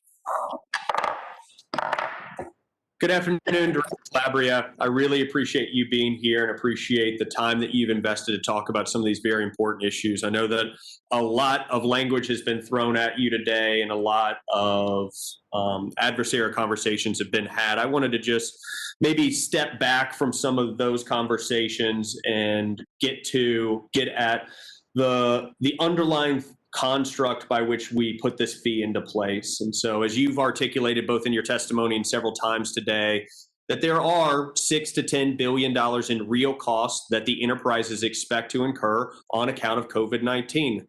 That's correct, right? That is correct. And I imagine if we just close our eyes and put our heads in the sand, that those costs aren't going to go to zero under any circumstances. Those are real and tangible costs that we can expect, right? Correct. And the question before us, and I think the question that you've very thoughtfully and artfully answered several times now, is are we going to have ratepayers at the end of the day pay the full cost of originating, servicing, and securitizing those mortgages? Or are we going to ask taxpayers to pay part of those costs of originating, servicing, and securitizing those mortgages? Right. And I think philosophically, you and I have been aligned that ultimately it should be ratepayers that bear the full cost of that, the cost over time. Is that correct? That's correct. If I could add for a little more detail, the median income of households who refinanced in the second quarter is $110,000. So again, as you're getting at, we're essentially asking lower income taxpayers to help subsidize higher income people refinance is what the argument I've heard today is. That doesn't sound terribly progressive to me. I think that is well put. And I continue to hear from many constituents that are deeply concerned about where the deficit is today and that taxpayers generally are being asked to fund more and more of that which should be borne ultimately by ratepayers. And so I continue to believe that ultimately in setting forth a fee to compensate for those costs, that you've appropriately placed the cost on ratepayers instead of bearing the burden on taxpayers and coming to Congress and asking for that money, but instead recouping it, as you said, through income. And so I wanted to ask very specifically, you set forth a 50 basis point market adverse fee or adverse market fee. You said we're going to start that in September. We're going through an epic refinance boom right now. Some of that boom is going to be behind us by December when it goes into effect. which I think, because the $6 to $10 billion isn't going away, means you're going to have to perhaps have a larger fee, or perhaps that fee will have to be in place for even longer because you're going to have less volume on which you can recoup those costs. Could you speak to that a little bit, how the delay might actually lead to higher cost, or longer term, this cost being in place because there'll be less volume? Thank you, Congressman. And first, let me clarify, since the number of members have represented, it's not a 50 basis point addition to the fee. Nobody's going to pay 350 instead of 3. I get that. I get that. I understand that. And I understand that that's not going to translate directly to 50 basis points increase in their interest rate. It's on the purchase. I'm sorry for maybe misleading on that, but I get that understanding. Yeah. I think you've got it right. I was clarifying that for other members of the committee. But you're absolutely right that if we miss the refinance wave, that we ultimately may have to have a higher fee for our fee on for longer, because we'll be forced to spread this over fewer loans. And so the direction here was to minimize the perp load impact by being able to capture the refinance wave. Yeah, and the reality of where we stand today with where mortgage rates are at historic lows, and I think, as you well articulated, this 50 basis point fee may translate into 5 basis points. I think you testified earlier on the ultimate mortgage cost of the consumer, that if we miss this opportunity, this is something I've talked to my banks about, we miss this opportunity through this huge refinance boom, that cost may be higher later on those that are trying to refinance. Also, while rates may be going up, a double whammy for the housing market later on while we miss this epic refinance boom today. Is that something that you think as well? That's absolutely the trade-off we face. Again, what I've tried to do is, with having nothing but bad choices, trying to pick the least bad that minimizes the impact and targets the benefits to those most in need. And ensures that the basic philosophical principle that ratepayers should pick up that full cost versus taxpayers subsidizing the cost. Yep. I think that's the basic principle we need to stick with. And with that, I'll yield back my time. Thank you, Congressman.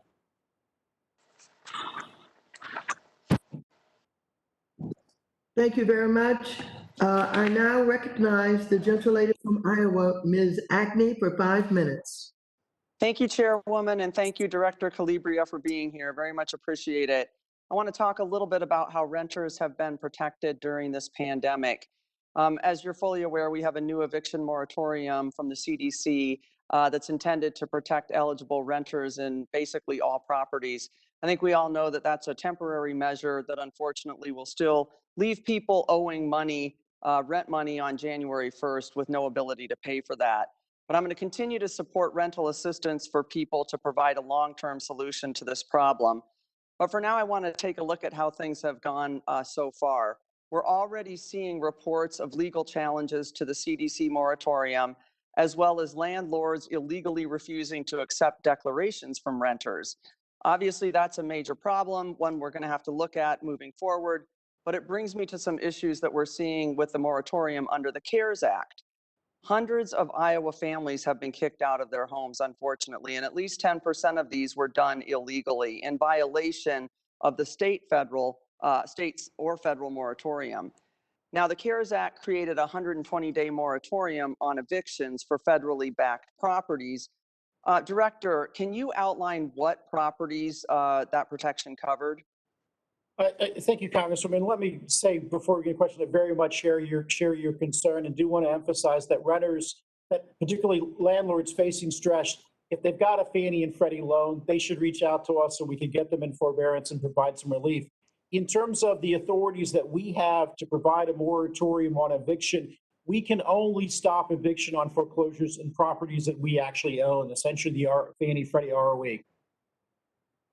Okay, thank you so much, first and foremost, for that offer. We're going to be getting a hold of your office, because I've heard from Iowa Legal Aid, who found most of these illegal evictions, and they worry that their list is incomplete because of bad data. We've seen circumstances where this is happening.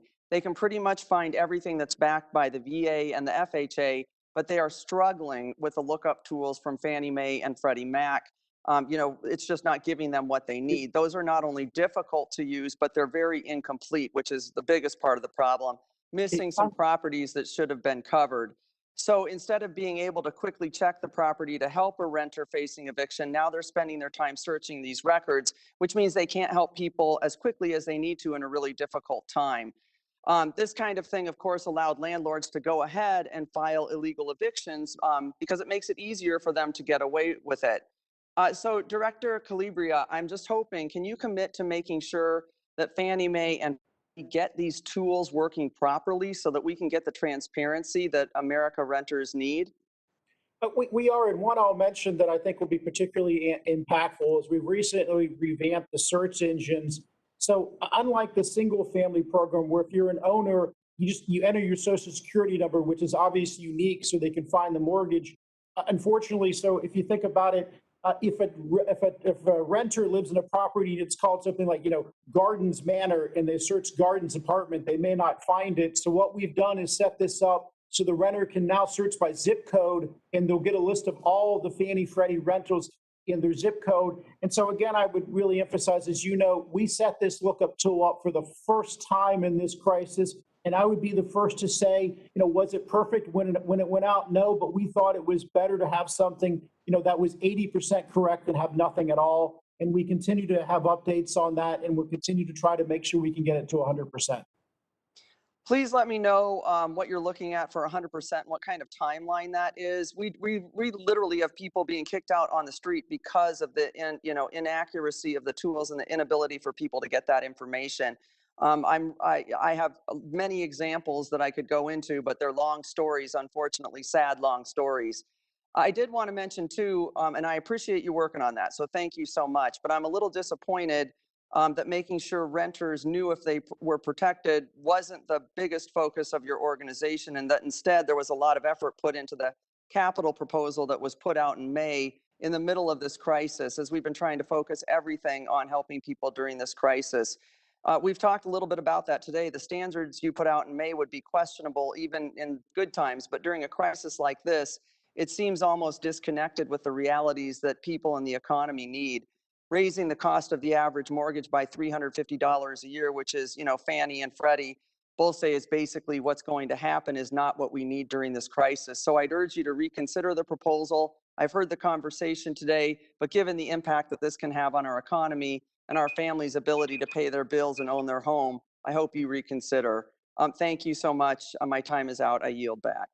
Thank you very much. I now recognize Mr. Gonzalez of Ohio for 5 minutes. Thank you. Thank you, Chairwoman Waters, for holding today's hearing, and thank you, Director Calabria, for being with us today. Director, first I want to start just by thanking you overall for your work throughout the pandemic. There have been multiple times where myself or members even from my community have wanted to connect with you in your office to get guidance and help in figuring out sort of the direction that FHFA is going. And you've always been incredibly receptive. And I just want you to know, on behalf of myself and my community, I really thank you for that, because it's not normal. I think you know that, but it is appreciated. So first I'll start with a question. In your testimony, you referenced your earlier recommendation to Congress that FHFA be given additional regulatory and supervisory authorities. Looking at the June annual report to Congress, those recommendations include seeking supervisory to the primary market, specifically non-bank mortgage lenders. Can you explain further the kind of authority that you're seeking over this segment of the market? So thank you, Congressman, for that. And to clarify, I'm not looking. Sounds like somebody is. I'm not looking to regulate anybody that I'm not already regulating. I certainly got my hands full with the companies I already regulate. What I am looking is simply to have exams ability, similar to that under the Bank Services Act, where we can go into essentially those who provide services or counterparties to the GSEs. So as it relates to non-bank servicers, it would essentially allow us to go in, take a look at their financials, know what kind of shape they're in financially, whether they're a strong counterparty, but it would not put us in the place of being the regulator for non-bank servicers. So just to clarify, exam authority, but not regulatory authority. Are you worried about any overlap from an exam standpoint? I mean, that's sort of the comment that I hear most often. And that's one of the reasons that I raise this, that we're not looking for regulatory authority. As you know, most non-bank servicers are regulated at the state level. I think that's certainly appropriate. We work well with the state regulators. We want to keep it that way. We certainly just want to make sure that we continue to make sure that Fannie and Freddie are only doing business with strong institutions who are good corporate citizens. Fair. And then shifting to something that's been covered ad nauseum, the adverse market fee. I was pleased to see that you put in place a threshold of 125,000 in order to help low-income homeowners. I'm just curious, sort of, so I know you're a data-driven guy. What information went into that? Is 125 the right number? I mean, who are we expecting to avoid having to pay it? Let's say that by putting it at 125 versus say 200 or 250 or something like that. Great question. I also want to emphasize that we've also excluded Fannie and Freddie's Home Ready products, both affordable products from both agencies. And so, there is a much less liquid market for small dollar loans. And of course, given that income is related to the size of the loan, what we end up doing is cutting off, making sure the fee does not apply to predominantly households that are under 80% of area median income. Okay. That's helpful. And then what about, I know this is always hard to do, but expanding it depending on market, right? So New York City is going to have a different mortgage market than Cleveland. So certainly there's two issues with that. Now, obviously, the more we cut out, the more the higher the ultimate fee may have to be, because and I think Congressman Hollingsworth got to this, we've got a fixed amount ultimately we're going to have to recover. So again, we cut out purchases because, again, we didn't want to have an adverse impact on the purchase market. So as we shrink that, the ultimate fee may be higher. But secondarily, it's not clear to me that Fannie and Freddie have the IT capacity to be able to come up with a price differential for each market, but we can look into this. We did go back and forth on a number of different parameters. Again, unsurprisingly, sometimes Fannie and Freddie both do things very differently. So some of this is, again, what are the mechanics and the administrative process of setting this up? Thank you. I have some more questions. I'll submit them in writing as I see my time is almost up. And again, thank you, Director Calabria, for just being accessible and for all your work. Thank you. I yield back. Thank you very much. Mr. Caston, you're now recognized for 5 minutes. Thank you, Madam Chair, and thank you, Director Calabria, for being here today and for being patient. I know this has been a long day, especially when you get down to the bottom of the dais. With all these sort of horrific wildfires raging all out west, have you done any modeling yet to assess what the impact is of those fires, or is that premature to have started that? Well, anything's going to be preliminary. We've done some internal analysis. We think that in terms of financial impact on Fannie and Freddie, that it will be small. But again, as we know, the fires are still raging in many areas, so the ultimate impact is far from being unknown. Let me determine what we can share with you. So that's helpful. As Mr. McHenry pointed out, this is the earliest year ever where an S-named hurricane. Oh, yeah. Have you done any preliminary modeling of what this hurricane season is going to do to the GSE entities? We've got some numbers on Laura. We're putting together some numbers on the. Well, let me overall say the overall impact, because it's mostly been the wind event rather than a flood event, doesn't look like it's going to be very large numbers for Fannie and Freddie. Again, we're happy to share our preliminary numbers with you. But I would say that the broader point that Congressman McHenry touched upon, which is, we really do need essentially a broader look at this in terms of what the future impacts are going to be, particularly for many changes in climate, but to make sure as well that lenders aren't necessarily transferring risk to Fannie and Freddie that we're not aware of. So those are all things that we are looking at. I'm glad you asked that question, and I'd like to ask unanimous consent to enter to the record a New York Times piece called "Climate Risk in the Housing Market Has Echoes of the Subprime Crisis" from 2019. Without objection, such is the order. This article notes that starting in 2004, every time we had a hurricane that caused at least $1 billion in damages, lenders increased by almost 10% the share of those mortgages that they sold to Fannie Mae and Freddie Mac. It sounds like the private sector figured out way back in 24 that this was an issue and started offloading it onto the taxpayer. After that study was released, what analysis did FHFA take to understand that exposure? Because this is not just loss. This is exactly what you just described, increasing the share of those mortgages that are held by Fannie and Freddie.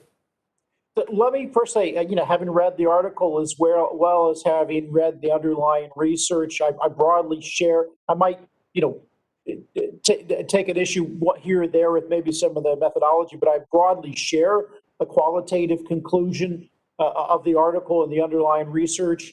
As you know, I came on board last year with a number of issues to deal with. We are expanding our capacity. For instance, we're going to be hiring an environmental economist to start doing modeling in this area. I am very concerned that this risk is being passed from lenders on to Fannie and Freddie. And again, when I came on, we didn't have the research capacity to really look at this issue thoroughly, and we've been building that out. Okay. Have you done any modeling of more systemic risks throughout your portfolio? There's been estimates as much as $900 billion of property, coastal property, is at risk of increased flooding. Have you looked at the systemic risk from any of those losses or modeled what that could do to the GSEs? We've looked at some of that, and I'll credit Freddie, and particularly has done some work in this area. I can certainly see what we can share with you, but the broader overall issue, I would certainly agree that Fannie and Freddie are not prepared for a systemic climate event. Okay. In FHFA's proposed capital requirement rule, you acknowledge that climate change is a, quote, potentially material risk to the GSEs, but the final rule says there is no risk-based capital requirement for the risks that climate change could pose to property values in some localities.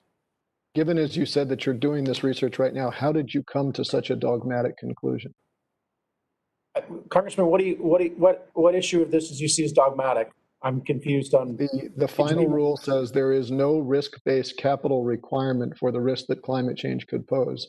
I'm wondering what research FHFA has conducted to make that decision to say that there is categorically no risk and are purposefully excluding climate risk, especially when the private sector has apparently decided that it's not worth them holding that risk. So to clarify, Congressman, the rule doesn't say that we don't believe there's any risk. What the rule is saying is that we've included this within the buffers because we're not at the point where we have the data to be able to come up with precise estimates. And so the credit part of the capital rule is based on the historical data of what we have for credit losses. We don't have that quality and level of data. So I do want to be clear, and I apologize if it's been misunderstood from what the rule says. Well, my time has expired, but I would just point out there's a significant systemic risk, and I have been rather disappointed that speaking with you, with Secretary Mnuchin, there seems to be a lot of non-climate people assuring me that we don't need to worry about this as much as I think we should be. I yield back. Thank you. Thank you very much. This time has expired. I now recognize Mr. Garcia of Illinois for 5 minutes. Thank you, Madam Chair Waters and Ranking Member McHenry for convening this hearing. Thank you, Director Calabria, for joining us today. I represent a working class immigrant district that's been hit particularly hard by both COVID and our economic crisis. Most of my constituents are renters, and our state's eviction moratorium expires in 3 days.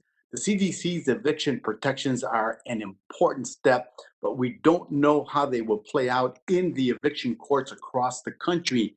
And none of the measures that are in place so far help tenants or landlords deal with the overdue rent payments that have piled up for months.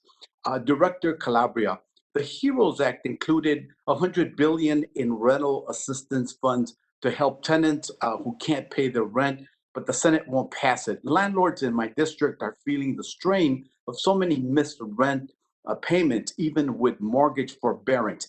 What is the projected risk to Fannie and Freddie of so many borrowers who enter into default because they can't collect rent payments? And two, would rental assistance payments minimize that risk? So first, Congressman, I think, as you know, we are offering forbearance to landlords with Fannie and Freddie loans that are experiencing difficulty collecting rents. And so we are trying to deal with that in terms of the Fannie and Freddie portfolio.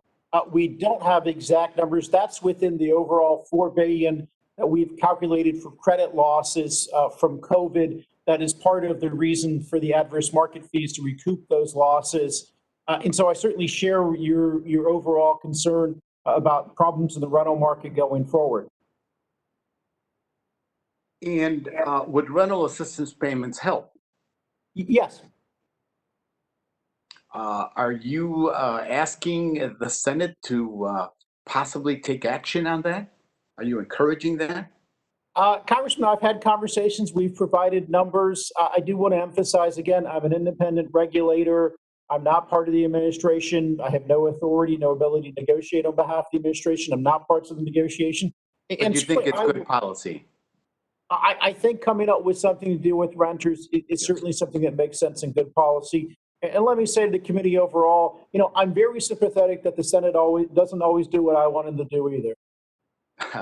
The skies in Chicago have been gray for 2 days now because of the fires out west. The smoke reached us here in Washington yesterday. It doesn't take a scientist to see that fires, floods, hurricanes, and droughts are becoming a bigger part of life in our country. Black and brown communities in New Orleans and Houston, New York, and Chicago have suffered some of the worst destruction from these events. But homeowners in communities like mine are the least able to bear the financial burden of climate change. Realtors, mortgage lenders, and insurance companies are factoring climate risk into their business decisions. How about the FHFA? What data is the FHFA putting together about individual properties and their climate risk? And do you have an estimate of the exposure of the GSEs to climate risk?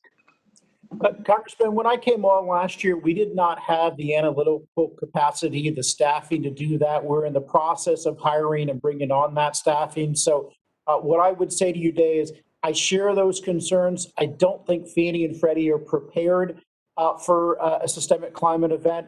One of the reasons I think we need strong capital is to be able to prepare for that unknown. But I certainly want to commit to you today, the very questions that you have raised are questions that I want us to get to the bottom to, and we are in the process of staffing up so that we can try to figure out what the answers are.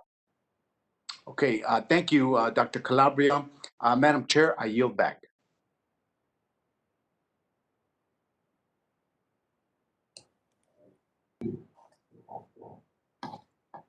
I now recognize Ms. Adams, the gentle lady from North Carolina.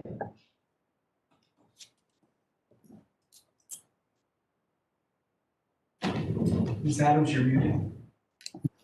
Thank you, Madam Chair. Thank you to our guests for being here today. Mr. Director Calabria, I'm glad to hear that you're continuing in your efforts to diversify the agency's staff by recruiting at HBCUs.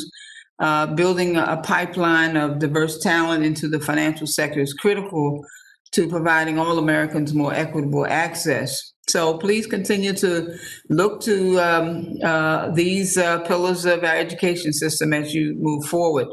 The FHFA recently announced a pandemic relief measure that would permit the GSEs to purchase loans that have gone into forbearance before delivery, but at a significant fee. And I'm concerned that this will change, this change will impact creditors' lending decisions and end up disproportionately limiting access to credit for communities of color and other historically underserved communities. What are you actively doing to prevent this? Thank you, Congresswoman, for that question. Let me first say that we felt we were required under statute to be able to price these loans appropriately. I think the positive is we're no longer at a point where lenders are going to be surprised by COVID. So certainly in the underwriting decisions that are going on, and I've certainly heard from a number of people that when they've gone, they've had to maybe sign a form and the current state of their job. So I think what we've seen is some better underwriting in response to COVID, so lenders are no longer surprised. We're carefully on a regular basis monitoring our incoming credit quality. We have not seen big changes in the quality of credit or the demographics of our incoming book. I get application summary data from Fannie Mae, Freddie Mac on a weekly basis. So we're able to have an inside look into what the coming pipeline is. And so we continue to monitor that. And certainly if we think and we see evidence of problems in the marketplace, we will take offsetting action. Okay, so you'll reduce the fee if you see it happening, or? We'll come up with some alternatives because again, and I guess I certainly should characterize it's not as much a fee as it's a reflection of the decline in value of the price. We're certainly just paying for the value of the loans for what they are. And we also just want to make sure at this point that lenders aren't putting borrowers into loans they can't afford. As you recall, I'm sure Dodd-Frank imposed an ability to repay test on lenders. So even today, lenders have to make sure that when a borrower is put into a loan, that they have the ability to repay. And of course, that rule in itself has some sort of pro-cyclical effect, so that when we are in a time of economic stress, lenders are going to pull a little bit back because of that rule. But we're making sure that it doesn't have an adverse impact. Okay, good. Let me ask, I want to touch on the re-proposed capital requirements for the GSEs. My concerns have to do with the strength of this rule, and it will require the GSEs to raise a significant amount of capital, which could raise G fees and the cost of mortgages for consumers. So the adverse market fee for refinancing could negatively impact consumers when it takes effect in December. So what are you reproposing, or why are you doing it now at a time of economic stress when consumers need as much relief as they can get? Thank you, Congresswoman. I think let me separate out the question from the capital rule from the adverse market fee, since those are two separate issues. First, let me remind the committee that Congress told us to do a risk-based capital standard in 2008. So I would say that given as an agency, we're 12 years behind schedule on that, that we haven't been moving too quickly, but rather moving too slowly. This, again, was a reproposal that we put together. We delayed for a couple of months. It was originally supposed to come out in March. It's important to recognize, first, that there's nothing in the capital rule that requires Fannie and Freddie to change pricing, but more as importantly, it'll be implemented over time. So there won't be an immediate impact in the near run. And then in terms of the adverse market fee, because we were provided no funding to offset the impact of the CARES Act, we were forced by charter, by the statutes, to be able to recoup that via income. And so again, we would have preferred to delay this indefinitely, but the very solvency of Fannie and Freddie is at risk. And so the statute requires that we recoup that to income. So I would just wrap up by saying, we're simply following the law. And of course, if Congress wants to write a different law, we'll follow that. Thank you, Madam Chair. You're back.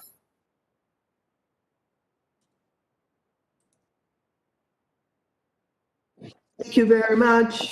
I will now recognize Ms. Dean, the gentlelady from Pennsylvania, for 5 minutes.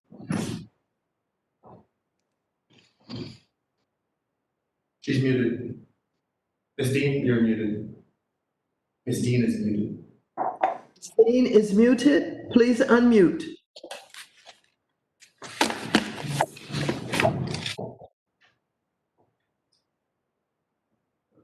She's good now. There we go. Can you hear me now?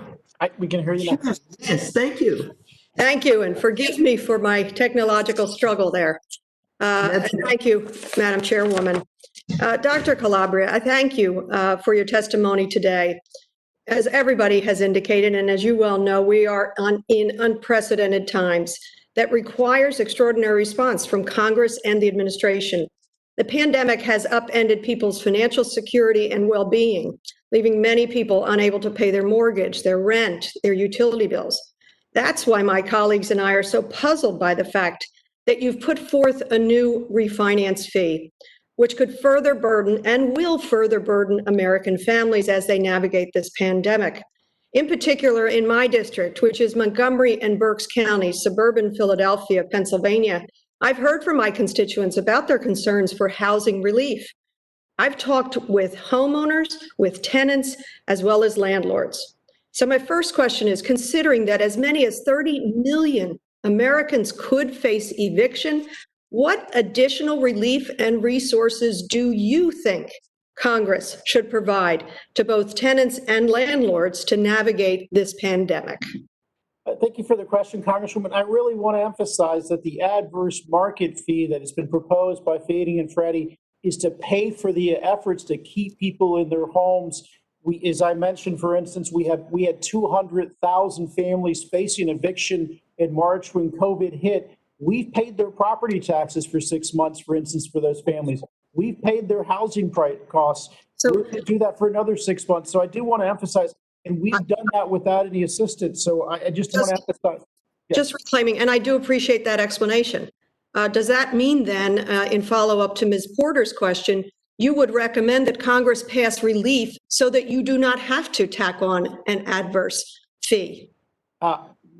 I'm neither asking nor telling you not to charge it. I'm laying out that if you do, and again, if you want it, first, let me give It's you a just number. sort of a yes or no. Do you think we should? I'm not asking you to do it Not that way. I'm Okay. not giving you the You're opportunity. comfortable adding the fee. Would you be asking us to move forward with the very important bill that was part of the HEROES Act, which was the $100 billion in rental relief that would get the small landlord assurance that his and her rent is being paid? That's the HEC bill.